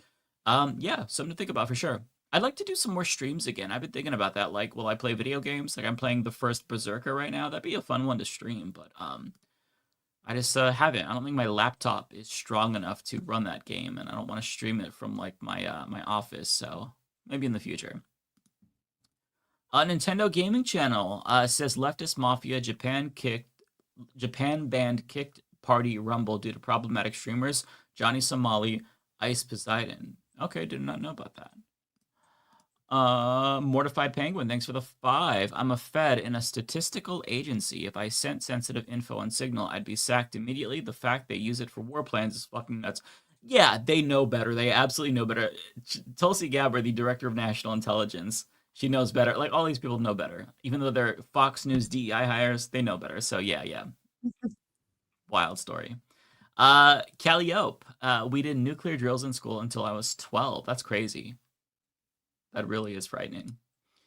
Tiger says, don't country singers historically despise autotune? And this lady out here using it more than she uses a shakes my head. Yeah, good point. Zia, thanks for the 10. You know what, Mike? I'm with you on your sentiments on that cringe fest of a song. The song should be banished to Mars along with Elon. Rip any Martians unlucky enough to hear it. Yeah, I feel like if you play that song over and over and you force somebody to listen to it, I think that it would be tantamount to actual torture. Zim, thanks so much for the $20. Very generous super chat. What I just watched was single-handedly one of the worst things I've ever seen. At no point during that 3-minute ear grape was anything but a fluffing of Elon. I dislike her song, and may God have mercy on her soul. Okay, a little bit of a spin on that quote from, I think it's Billy Madison, right? Yeah, that was bad. Thanks for becoming a member. Autistic Goblin, thanks for the 10. Nice to see you again. Are we designer babies? Thank you for labeling what this is in reference to. Appreciate that. This is why autism gene research is so dangerous. It's straight up eugenics. Also, Republicans are eugenicists. Yeah, 1,000%. Great point. Ty says, I promise you the botched surgery has to be viral. In reference to Elon Musk's dick, I believe. Constantine, Waj and Run, more Fran. Yeah, Fran is amazing. Everybody should definitely support her. Mortified Penguin, thanks for the 10. Strength is making popular the issues of marginalized people. Yes, not looking at poll numbers and saying, well, the people don't like it. At best, Jenk is just lazy and or weak. 100%. Yeah, that's exactly it, Mortified. Like, the whole point is to fight for what we want because we think it's right. Not to capitulate. With that topic, the thing that bugs me about it is that, like, by definition, is all you care about is someone winning an election, but that's it. Like, not what they're going to do once they're in power, or use that electoral victory for, or just like, is it just like a blue no matter who kind of attitude, where it's just like, sure, a lot of people could get elected into ridings that are also horrible, you know, like Joe Biden did a genocide. Like, you know, I'd rather have Bernie Sanders in power than Joe Biden, right? It's like a reactionary framing, but it's a liberal Trojan horse almost of an argument. Like, it's almost incoherent. Totally. It just doesn't make any sense. I'm a like, why would you make your identity about populism? Just, I'm whatever is popular. I'm a wave rider. Like, have some core beliefs. Read a fucking theorist that you agree with politically. Well, and what's like, the point of any of this? It's like, be a DNC insider then. Treat the whole thing like a corporate structure, and you just want people to get in. Then okay, fine, that makes sense to me. Like, you know, but otherwise, yeah. I mean, you don't even have to be like this fucking like political theorist, expert philosopher. You could just have a goal of making the country better, making sure that human beings don't suffer for our short existence. It doesn't have to be that complicated, but it's just about, like, I guess, winning, like you said, Lance. It's, again, like, we've talked about this so much. It defies all logic. Unknown, thank you so much for the 10. Before I came out as a trans guy, I was followed into a woman's toilet by a guy. He thought I was going into the men's. I was 14 at the time. He freaked when he realized and ran off. Poor blow. Thanks for sharing that. Sam, thanks for the 5. Thoughts on Musk and Grums trying to talk shit on Hassan, but instead get ratioed by Assassin's Creed account. Also solidarity to Francesca. We got her back. Yeah, I wish that we talked about that. That was a really fun story, actually. Watch Lance's video about this. That was really good to see these two dipshits just get clocked. And not just Elon Musk, because people are focusing on the Assassin's Creed reply. But they did it to Grums too, and they referenced this game that never came out, and they're like, our game is out, which was awesome. It made me want to support them and buy the game. I didn't, though, because I'm currently playing something else, but maybe I'll check it out at some point. Tony says, I know MAGA has ended family for Trump. Oh, wait, this one was read by David, so we'll move on. Tiger says, Ben Glebe is what made me lose faith in Dr. Rashad. He keeps showing up on Indisputable, and he doesn't push back. I really want to be wrong about him. Oh, okay, I didn't know that. Yeah, that is disappointing. I won't look down on Rashad Ritchie for that. Hopefully he would push back. I know that he's not afraid of debates because he's debated conservatives quite a bit, but yeah, I mean, maybe if Ben Glebe is talking about something else besides Israel-Palestine, fine.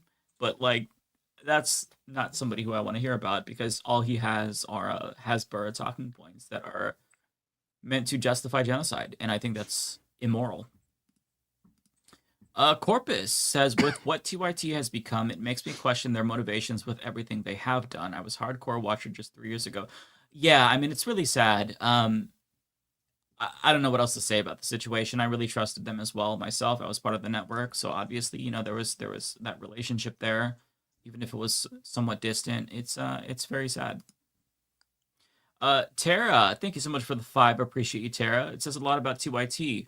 That whenever they are mentioned in your thumbnail, the amount of nasty trolls in chat increases. Love to friend and all of you. Yeah. Tony, thanks for the 10. So Fran left. Some of you were attacked by TYT. Some of you still work for TYT. Oh, this one was another one that David had read. Nadia, thanks for the member chat. Hallochin aus der Nazi Free Zone von Berlin. I probably butchered that, I'm sorry. Am I the only one who noticed they named themselves after the perpetrators of the Armenian genocide? Yeah, that is something as well.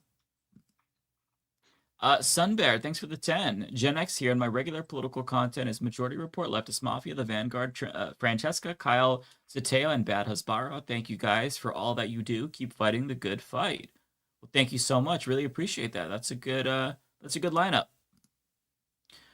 Kim Jong-soon, thanks for the 10. I don't think you can say TYT isn't grifting just because they're not taking off. That's like when Jenk said they didn't union bust because they have a union. Grifting unsuccessfully is still grifting.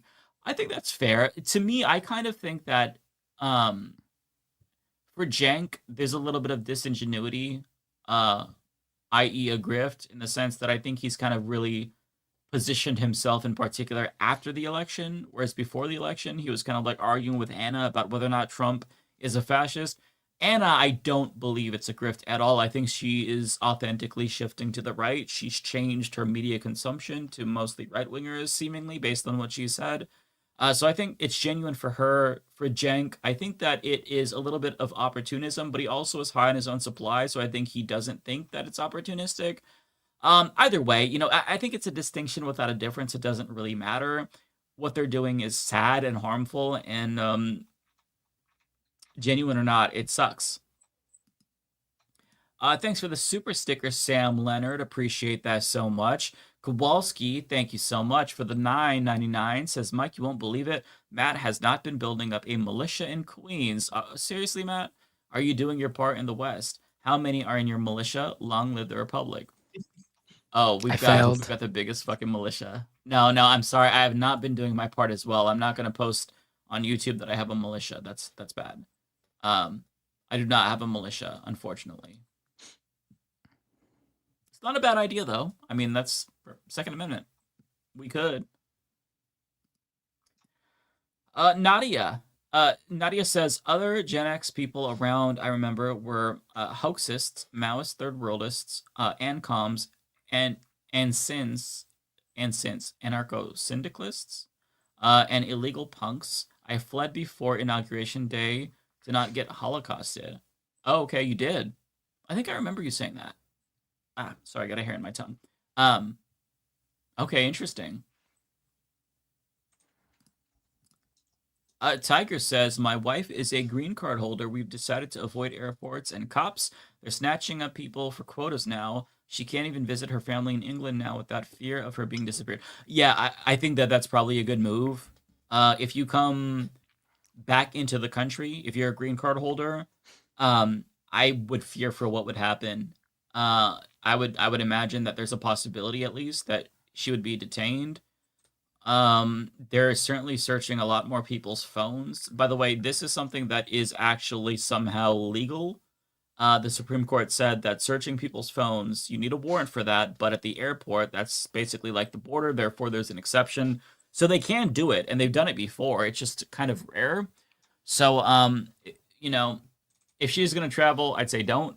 But if it's an absolute necessity, then, I don't know, maybe leave your phone at home, because they're going to search it and look for whatever might make them feel bad about her and detain her because of it. It's just really sad that a green card holder, a literal permanent resident, has to worry about this. Like, nobody should have to worry about this. Like, even if you're not a citizen at all, I don't think you should have to worry about this. But the fact that green card holders who did all the right things, they actually got their green card, they have permanent residency, the fact that they have to worry about this is truly so fucked up. Nadia says, there's no other side for the gay hairdresser who's likely already dead, and Trump's never been anything but a senile figurehead for hundreds of millions of Christo fascists bankrolled by hundreds of millionaires. Well, I mean, we'll see. The people who were sent to El Salvador are only supposed to be there for a year, apparently. But again, as I was saying earlier, there's no record of anybody ever being released. So my heart goes out to all of these innocent people who are there. And I don't even give a shit if you are in a gang. You still are owed due process, regardless if you're a citizen or not. It doesn't matter if they think you're a bad person. If they have evidence that you've committed a crime, they have to prove it. So all of these people who were sent to this gulag in a country that is unfamiliar to them, my heart goes out to all of them. It is so fucked up and beyond the pale. This is like one of the worst things our country has ever done. And we've done a lot of fucked up things, but this is up there with one of the most fucked up things we have ever done. Dusty Partition. Nice to see you, Dusty. Thanks for the 10. How dare you? Episode 117. Not only did you not play the Halo theme, you made us watch that god-awful music video. Thank y'all for helping me feel sane. We are not alone in all of this. Yeah, absolutely. It is cathartic to know that other people, you know, are going through it with us, for sure. Kenzie, thanks for being a member. Tropical, thank you so much. Being max left sounds badass. For sure, it is. John, that rant was motivational. Do an audiobook. Maybe I will. Thank you. Couture Leotards. Clinton and Obama were fascist. We're fascist then. I don't see any behavior that's different with Trump, except he's more aggressive with the same goals as Clinton and Obama. No, that's where you're wrong. I think that you can say that there are elements about these Democratic administrations that certainly are fascistic in some way because we live in a late-stage capitalist society. So yeah, the ruthlessness and the extra constitutional things are going to be present there. But if you can't see that the behavior from them is different than Donald Trump, then I would recommend reading. There's an article that was published in Mother Jones about the detention center in El Salvador. Read that, and then when you finish reading that, read the article in Slate by Mark Joseph Stern and Dahlia Lithwick about the arguments that Trump is making in courts about how he has near dictatorial power. I did a video on this. You could watch that as well. This is very different. What we're seeing is unprecedented. Yes, there are certain similarities here and there, but Trump is different. So I would just say there are differences and be cognizant of that because you don't want to inadvertently minimize Donald Trump's threat here because this is unique. Agreed. Thank you so much, Jay. JD Myrtleman. Enjoyed the show today. Love you all. Thank you so much. Love you too. Jeremiah. Hey all, keep up the good fight and thank you. Appreciate that. Chris, thank you so much for becoming a member. Chris, not sure why the heck I wasn't a member here. Hey, well, welcome. Thank you so much. Nadia, the peripheral crosses on Hegseth's Jerusalem cross tattoo are iron crosses versus straight line crosses. Neo-Nazis substituted for better known symbols. Yeah, that's a tattoo that's sussy, to put it one way. Hardwood, thanks for being a member. Albert Hugh, thanks for the 5. It's so sad to see the trajectory that Cenk Yogurt and Ban Anna Kasparian are going. I used to admire them as the strong voices on the left. Yeah, totally agree. Greg, Mike, your rants are my weekly catharsis. Well, hey, I appreciate that. Tim, thanks for the 5. I just sent my real super chat to Mike by email. Thanks for the show. Well, hey, I'll check that. Thank you. Appreciate that. Tony, thanks for the 20. Very, very kind. Google True North John L. TYT Live Like Now. I think that's the documentary that John did. I haven't seen that, but I know he went to, I think it was Antarctica. I'll have to check that out. Yeah, John's a cool dude. Koya Demon, I go to Tufts and Ramesa's story is disturbing to hear. Thanks for mentioning her story. It's crazy. Within 10 hours, she's already in Louisiana in detention. Yeah, it's crazy. They're all going to Louisiana. So it seems like this is I'm assuming this is, I don't know what facility, but I'm assuming this is a private detention center. If you follow the money, maybe they donated it to Trump. I don't know. I'm just saying that it would be worthwhile to maybe look into this because it's weird that Mahmoud Khalil and now Ramesa are in this detention center specifically in Louisiana, states that they are not from. Very weird, but yeah, nonetheless, god-awful. Gorgonzola, thanks for the super sticker. Really appreciate that. Anna says, living in Red, South Carolina is a struggle trying to reconcile that most of the people I know and love are complicit in genocide and a fascist takeover. Much love. Yeah, it's easy to feel like you're alone. So, try to talk to other people who are in your situation if you have anybody nearby who feels the same, because yeah, that can be isolating. Tony says, I saw Ryan Grimm cry on air with Sagar. I didn't see that. Ryan's always been this like stoic guy, so must have been something serious. Lizette. Is someone listening to music in the background? I'm sorry. Do you hear that? Oh, can you hear that? So someone, well, if I have an entry here first, thank you so much to Rhizome for the raid. Appreciate you. Check out twitch.tv/Rhizome. Also, someone was like, do you guys, there was a super chat. You're on episode 117 and you're not listening to the Halo soundtrack. So I was like, oh, I'll put it on in the background, but I can stop it now. I didn't know everyone could hear that. I thought you were doing it on purpose. I'm like, okay, there we go. Yeah, that was the Halo soundtrack. You should do a segment on how Hollywood pushes eat the rich stories while cashing in on our outrage. It's exploitation in HD art that profits off of our pain while the 1% keeps winning.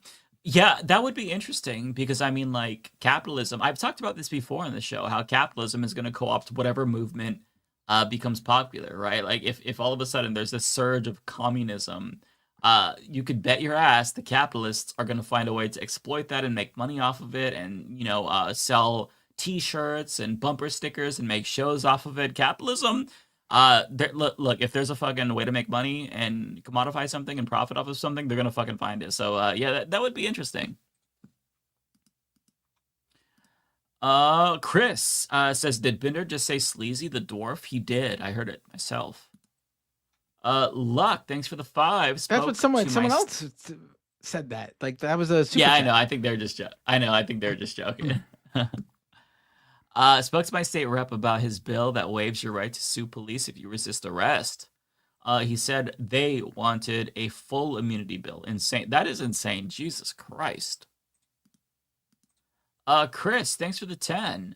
Legacy media can't answer the moment because the sad truth is Trump's fascism isn't too many hues away from the neoliberal fascism they've learned to spin as easily as they breathe. Injustice anywhere is. Yeah, I think that they're just kind of like, it's muscle memory, right? So they haven't adapted to the new, I guess, like, shift that we're in. They're still treating Trump like the 2017 version and not the fully maxed out character stats, all like raised 100%, new game +5 version of Donald Trump, who is much, much more effective and evil.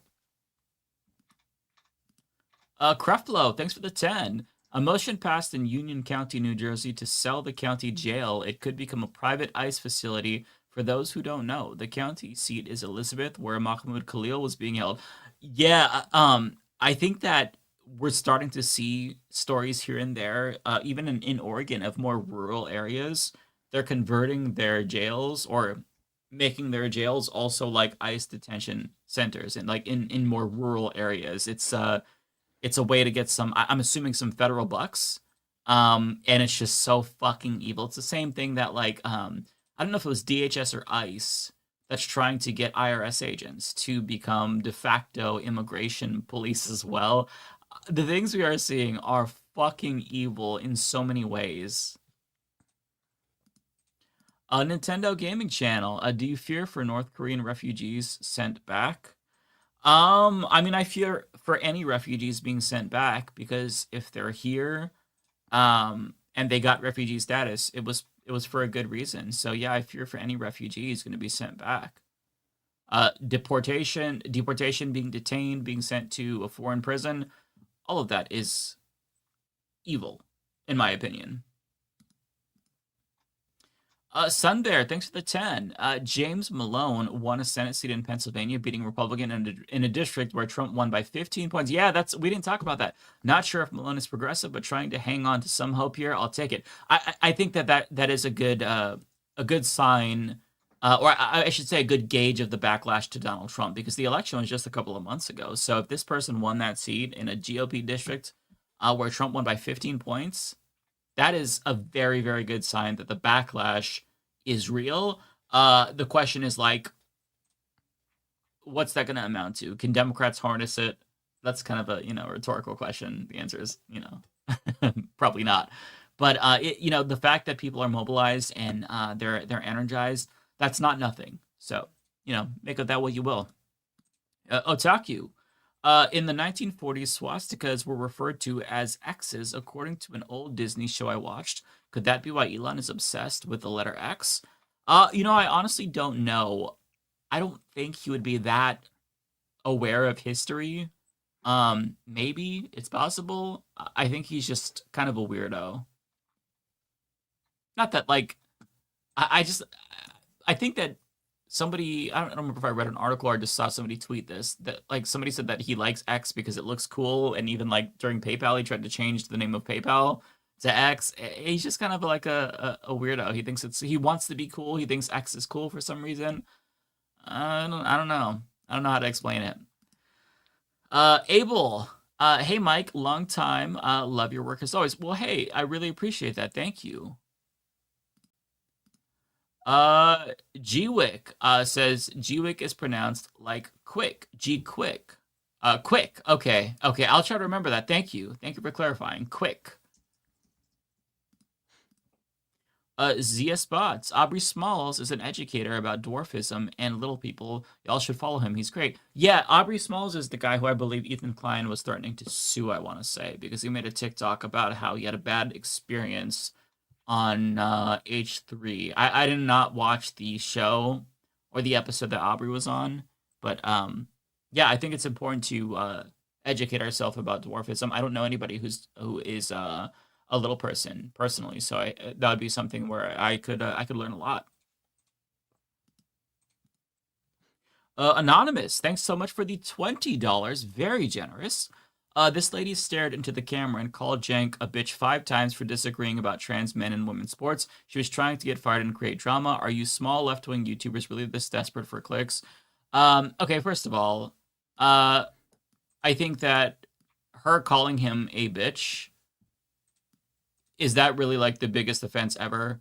She is criticizing him because he's capitulating to the right. So within that context, calling him, it's a bitch move to do that. And and when it comes to whether or not we're desperate for the clicks, absolutely, 100%. always. No, I mean, I think that it's not just about the drama elements, and you can say that it is, but it's about more than that. It's about the insidiousness of what they're doing. Again, as I said earlier, I think that the TYTs of the world are much more potent and dangerous than the Matt Walshes and the Ben Shapiros of the world, because they have credibility and legitimacy with liberals. So, I'm sorry that you were triggered by our chat. Maybe you're kind of being a little bit of a bitch, but thanks for the $20. Appreciate that. Harpy. Listen, if you pride yourself in being this sort of open discussion sort of thing, you have a network with panel shows and you have these open discussions, then you got to be open to the people you have on calling you a bitch and other things. Or don't be a bitch. Don't be a little bitch. It comes with the territory. This is the job. Beta. Is that better? Harpy says the first Berserker looks sick, but I love to see y'all play Lethal Company or Repo. First Berserker is fucking amazing. Play that demo if you haven't. It's like a 2-hour demo. There's 2 bosses. Just give it a try. It's gonna kick your ass, but it's so good. Lethal Company is probably not my cup of tea. I don't know what Repo is. I'm visualizing the thumbnail of the game on Steam. Is it the emoji one? No, I don't remember honestly, but not necessarily my cup of tea. I am kind of a weirdo when it comes to gaming, where I either like Souls-likes and the hardest games imaginable, or I like cozy games where you have a farm and you fish and it's laid back. I don't know why, but that's kind of my back and forth. Souls game, cozy game. It's weird. Doesn't make any sense. Izzy says, plan on playing AC Shadows. It's a really good game. I might check it out eventually. Not in the near term, just because there's so many good games. There's also another Souls-like called AI Limit that I want to play after I finish Berserker. So it'll be a while, but I might check out AC Shadows for sure. If I was going to play an AC game, it'd be Shadows, just because I've been wanting an Assassin's Creed game in feudal Japan since forever. But I haven't jumped back into AC since Assassin's Creed Revelations. I haven't even played Black Flag, so it's possible. I might check it out. And Yatsuke was a real historical figure, so you get to learn about history. It's beautiful. There's that. Yeah, there's that. Are you playing it, Lance?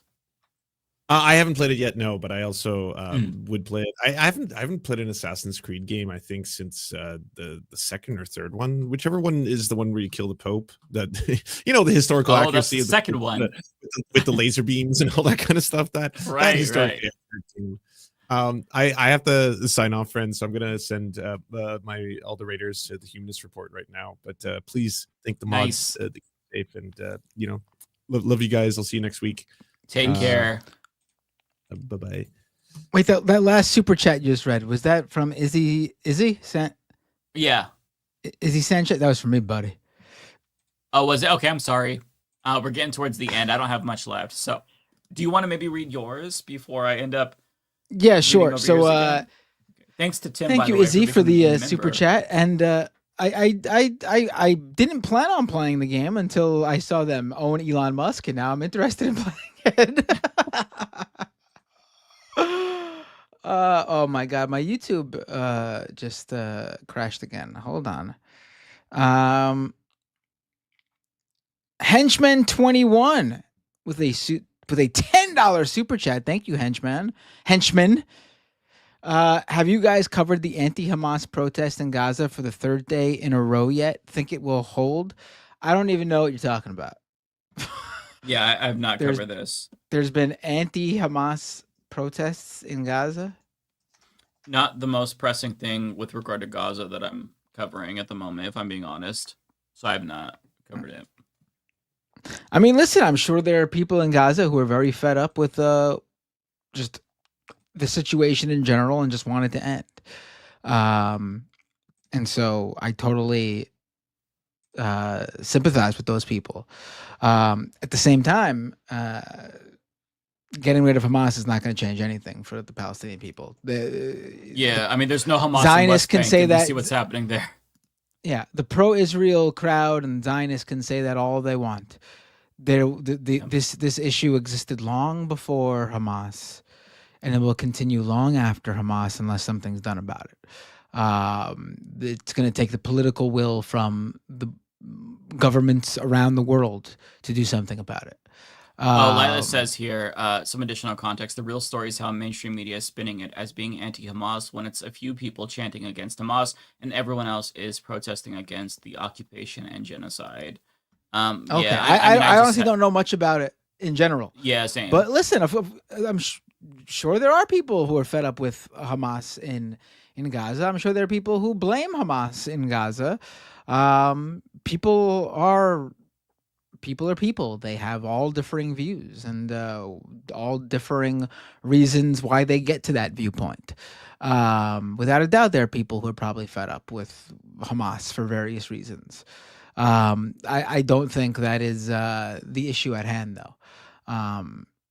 Israel is not saying everything will be better for the Palestinian people once Hamas is gone. It's just it's a bullshit sort of scenario. It's just a bullshit thing to believe. Yeah, 1,000%. Totally agree. The tungsten wire with a super chat. Israel killed a drop site reporter. Ryan was broken. Oh, is that what happened? Okay, I did idea. hear about that. So that's why he was crying. Yeah, that makes sense then. Right, yeah. That makes sense. I didn't put two and two together. Yeah. Marla Surratt with a super chat. Watched John today. Thursdays were with Franny. He addressed the situation and was beside himself over it. So sad. That is sad.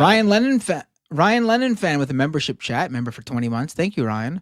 Mike advocating for electoralism in the name of Lenin. LMAO, Mike, you are literally what Lenin would call a moderate fascist. No offense.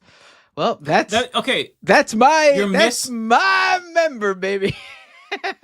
You are not understanding what I said. My point was that people are basically trying to shit on electoralism, even the minimal amount that you participate in it, when they haven't even done the work, presumably based on my assumptions, to like be educated about how to even wage revolution, which is why I said if you're serious about that, basically read Lenin, read Marx and whatnot.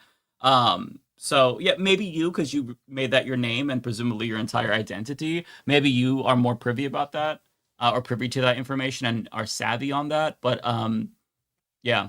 I don't know what. That's all I got to say. Fuck you, Izzy kinda, but, like- Sanchez with a $10. Izzy Sanchez with a $10 super chat. Thank you so much, Izzy. You have been so generous this episode. I appreciate it. Have you guys been following on the Florida 2 congressional seat election? Dems are leading in polling, and Trump got scared, and due to it, he pulled Stefanik from being appointed to his administration. I saw the Stefanik thing.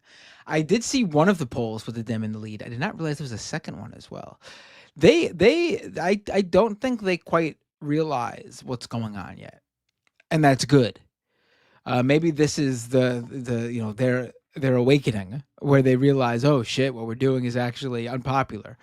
We'll see how it goes. I mean, the Dems did just win like a Pennsylvania Senate seat, not the U.S. Senate, like a Pennsylvania state Senate seat in like Amish country, apparently, which, like, if you all remember that super pro-Trump guy, Scott Pressler, made his entire identity for the 2024 election converting the Amish to registered Republican voters so they could give Trump the win. And people have credited him for winning Pennsylvania for Trump. Apparently, he couldn't get them out for the state Senate race. So we'll see. I don't know. Okay, I have to respond because Ryan followed up. Yeah, but it's not a minimal amount. You do your whole show around it, and it's not radical politics. Okay, well, how about this, Ryan? Why don't you do a political show and literally advocate for the destruction of the state during a fascist takeover and see how much normies you can win over? And it's also funny that, like, you are a member to a show that talks about electoral politics, which is not radical by your own definition. So are you a fake Lenin fan? Are you just LARPing? Like, my point was Excuse you. You don't know that my live stream is 24/7, all Lenin, all the time. I could be wrong. And I mean, you don't have to. I told people to write Lenin in for 2024. I specifically said, I mean, you guys could blame Kamala losing because of me, because I said, don't vote for Kamala, write in Lenin. I watched the show for news, but it's news is centered on like electoralism in some way. It's inherently political. So it sounds like you're LARPing. And like, just because I say read Lenin and Marx, that doesn't mean that you have to literally agree with everything. Like, listen, here's the deal. Make a YouTube channel. Try your very best to win over normies and convert dipshit Americans who think that fucking a public option is communism. Try that, I think, and then get back to me. Otherwise, shut the fuck up, my friend. I think Ryan Lenin fan misunderstood you. I think that's the entirety of this. He did misunderstand me, but now he's like doubling down on being wrong when you should just probably admit that, like, you didn't understand my point, right? Because like the goal is to radicalize normies. Mike wasn't talking about you, Ryan Lenin fan. He was referring to like the fake dumb lefties who pretend to be like, thank you, radical like tankies or Lenin fans or Stalin fans, but they don't actually do any of like the reading that requires you to that you're required to do if you claim to be such a fan of these individuals. He's not talking about people who are actually radical leftists who do all the work and then say something about electoral politics. Yeah, and Ryan said in the chat that he does work in Canada. Awesome, that's great. Like, you have to understand that, like, Americans are a very, very brainwashed population, and there's a reason why I don't just say, like, hey, I'm a socialist, I'm socialism good. It's why I talk about anti-capitalism or criticize capitalism, because you're not going to convince people by just straight up coming frothing at the mouth, be like, you got to do communism right now. That's not going to work. Okay. Although it would be the ultimate swerve if Ryan Lennon fan didn't misunderstand you, and we actually just completely unmasked his grift that he actually has not read anything by Lennon. He's been a fake Lennon fan this whole time. It's possible. Listen, State and Revolution is a very interesting read. I think that people should read it. I think it's very informative. I think that people should read theory. Should you base your entire political worldview and personality on it? No, I wouldn't do that. That's just personally my thing. But you should also ground yourself in theory, because I do think it's important. But like, don't use it to. Don't be a max leftist, basically. No. In all seriousness, just chill. Just shut the fuck up. Okay. Hey, I'm trying to fan. radicalize liberals and leftists, and you're not going to do that by doing it your way. There's a reason why I have a show that is successful and why you're just shitposting in the chat. So compete with me. Make a show where you're not to throw it on the table, but I'm sorry. It's so hard to now. All right, now I'm starting to sound with Ryan Lennon fan. It is so hard to convince people to come to your side, because you are you're speaking to people who deal with nonstop brainwashing and misinformation. There's so much our entire country has been conditioned to be capitalist, so you have to get their feet wet and introduce them to these concepts slowly, point them in that direction, plant seeds. That's all I'm trying to say. So in that process, you also focus on electoralism, because that is inextricably linked to our life in America as well. You can't just poo-poo electoralism. So that's all I'm trying to say. Just chill. Don't be a Jimmy Ryan Lennon fan. If you're such a big fan of Lennon, name 3 songs.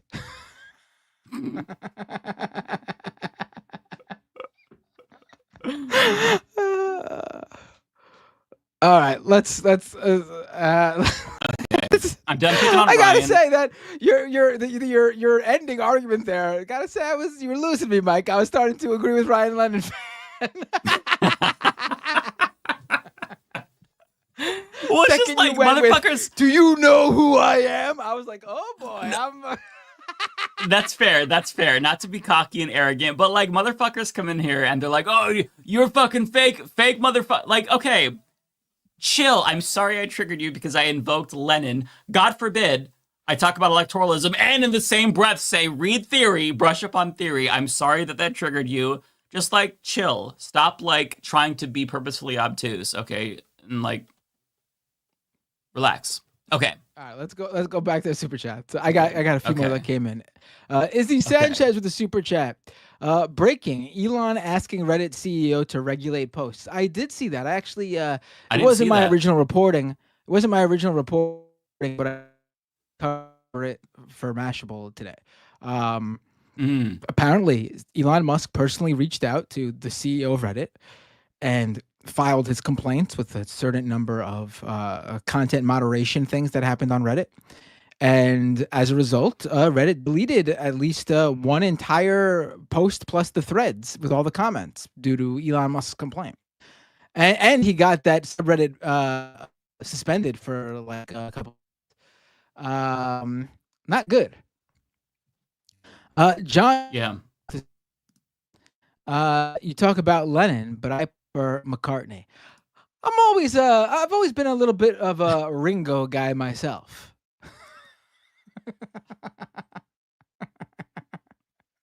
I got true story actually.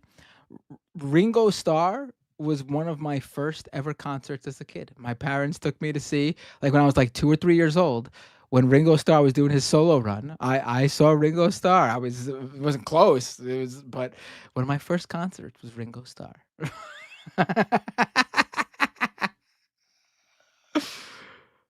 Hey, he was listen, he was no George Carlin, but Ringo was one of the conductors on Shining Time Station along with George Carlin. So Ringo might not have been the best of the Beatles, but he's got a special place in my heart due to his role as one of the conductors on Shining Time Station. Do any of you remember that show? It was a great children's show.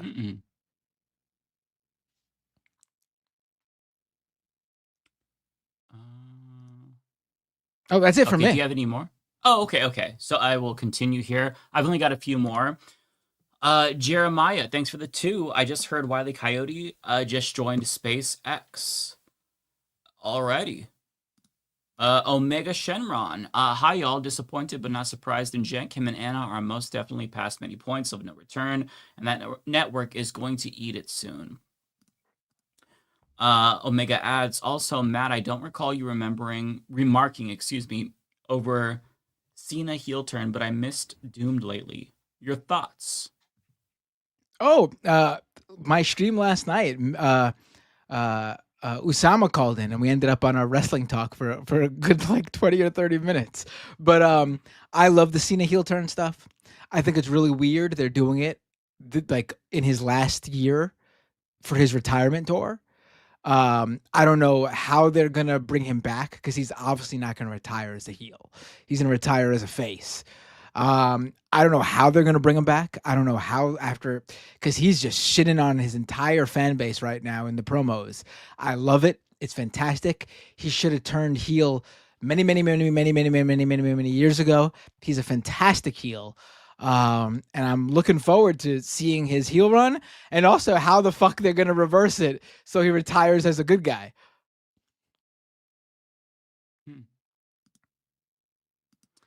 Brian Hughes, thank you for becoming a member.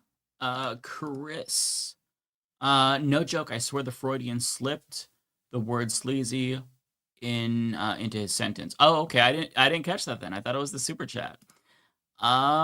Baby, reminder, nationwide protest on April 5th. I know everything is exhausting, but please organize, mobilize, and remember we're in this shit show together. Yes, good.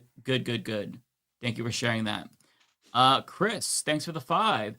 And if she was done with dealing with TYT shit and wanted to go out swinging, good on her. Absolutely. Thanks for being a member, Chris. Appreciate that. Jacqueline, thanks for the $13.99. Sorry, this is Canadian. Elon uses X for everything because Nazi grandpa Haldeman was in the Technocrat Party Canadian section where everyone was given a name that was a number with an X at the end. Oh, okay, I wasn't aware of that. I know that his grandpa was a Nazi from Canada. I was not aware about that. Interesting. Tiger says AC AC2 code for 88 is X. Makes you side-eye Musk. Okay. I don't know. You all are convincing me. Creflo says anti-electoralists are as serious as Jackson Hinkle, the CIA agent in the Signal chat. Also, live Leftist Mafia show in Osbury Park this summer. I don't think we're gonna do a live show for a while because that requires Asbury some of us Park. to cross the border. Asbury Park. Okay. That's in New Jersey. Yeah. I don't think we're going to do a show that's IRL in a while just because that requires some of us to cross the border, and I don't think that's wise at the moment. But yeah, I really want to do live stuff. I would love to do live stuff. Like even if it's just me. I did a live episode of Scam Economy and I really fucking enjoyed doing it. Oh, cool. That was a couple of years ago now. I would love to do more live stuff. I don't know if I have the draw or the fan base to do it, at least touring or anything. But I am heavily considering putting together a live New York show, like at a small venue, and if that goes well, maybe doing it regularly, like maybe not like every day or a week or even month per se, but maybe like once a quarter or something like that, depending on how it goes. I would love to do that shit. I really enjoy doing live stuff.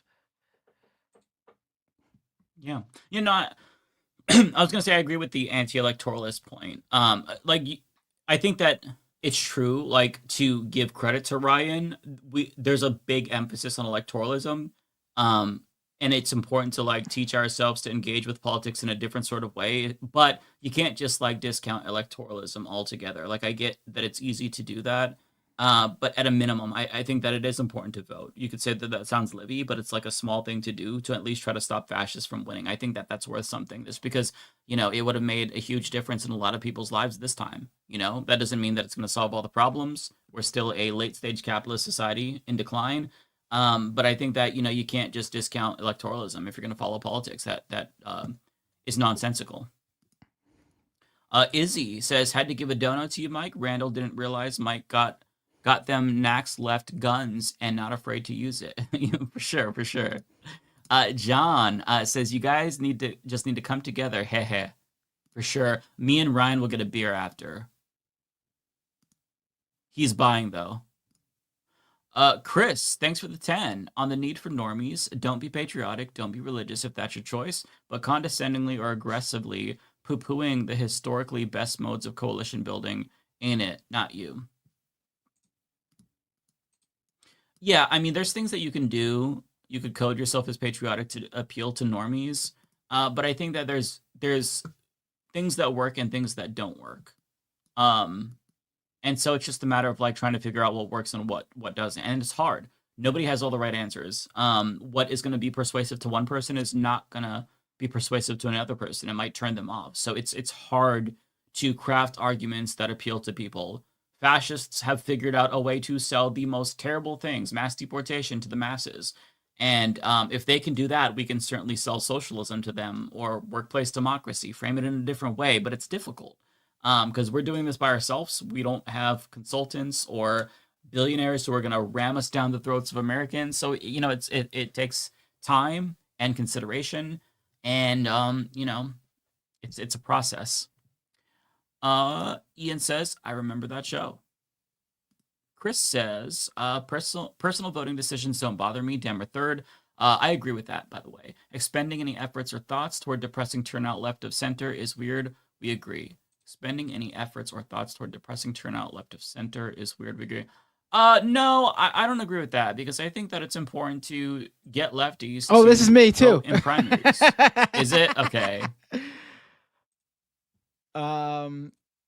You could respond too, but yes, thank you, Chris. Go ahead, respond. You were. I'll respond after you.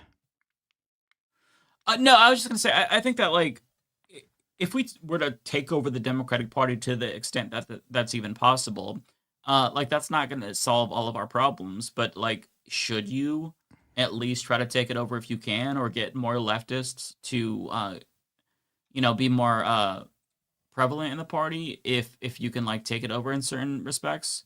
Yeah, I think that that's good. Like, why wouldn't you? Like, you have to be savvy. Don't be like the Tea Party, who in, like, what was it, like 2014? I don't remember when, but, like, Obama was gonna agree to cut Social Security. It was the grand bargain, and the Tea Party was like, no, fuck you, you're not cutting it enough, and then they walked away from it, which I'm glad that they did. But it's kind of like a pragmatic argument where you have to accept that we have two parties, and if you're able to in some way take control of the big party, that's the big party that's electorally viable, I think that can help.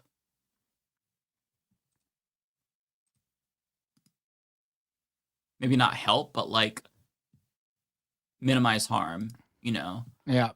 Lady Badass. Lady thanks for the Badass. 5. This one's for me too. Oh, this is you. Okay, I'm sorry. I'm out the then. YouTube channel, the YouTube channel will Respect the Dead. The gimmick is they don't respect the dead. Has an episode on Elon's grandpa. I suggested. Oh, I'd never even Respect the Dead. YouTube. I will check it out. Maybe we should. Oh, it's members only. Oh no, there's a episode. There's a secondary episode. Oh, is this an animated thing? Oh no, it's not. They just had an animated, like, little interstitial. I'll have to check it out. Maybe we should do something with them and talk about this. This is interesting. Yeah. All right. Let me find... That's all my super chats. How about you? Yeah, I'm good. I'm out. Oh wait, Redolent Thought gave out 5 community gift subs on Twitch. Thank you so much. Really appreciate it.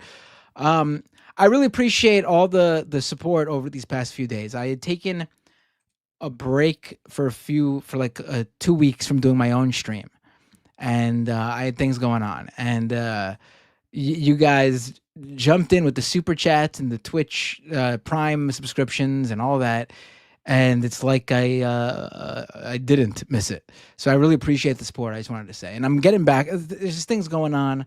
I'll let you guys know everything. Everything's fine, but I'll let you guys know what's going on. Yeah, I told you my kids have been sick the past 2 weeks. One was sick each week. Once one got better, the other one got sick. And then their extracurriculars after school. We're doing. There are now 3 separate soccer teams that this house is going to practices for. My daughter, my son, and my son's travel team. So we are, and that means we are doing 3 practices a week for the travel team, and then 2 practices a week for my son's regular school team. So that's 5 practices a week just for him. And then add my daughter's 1 practice a week. We're doing 6 soccer practices a week in this house.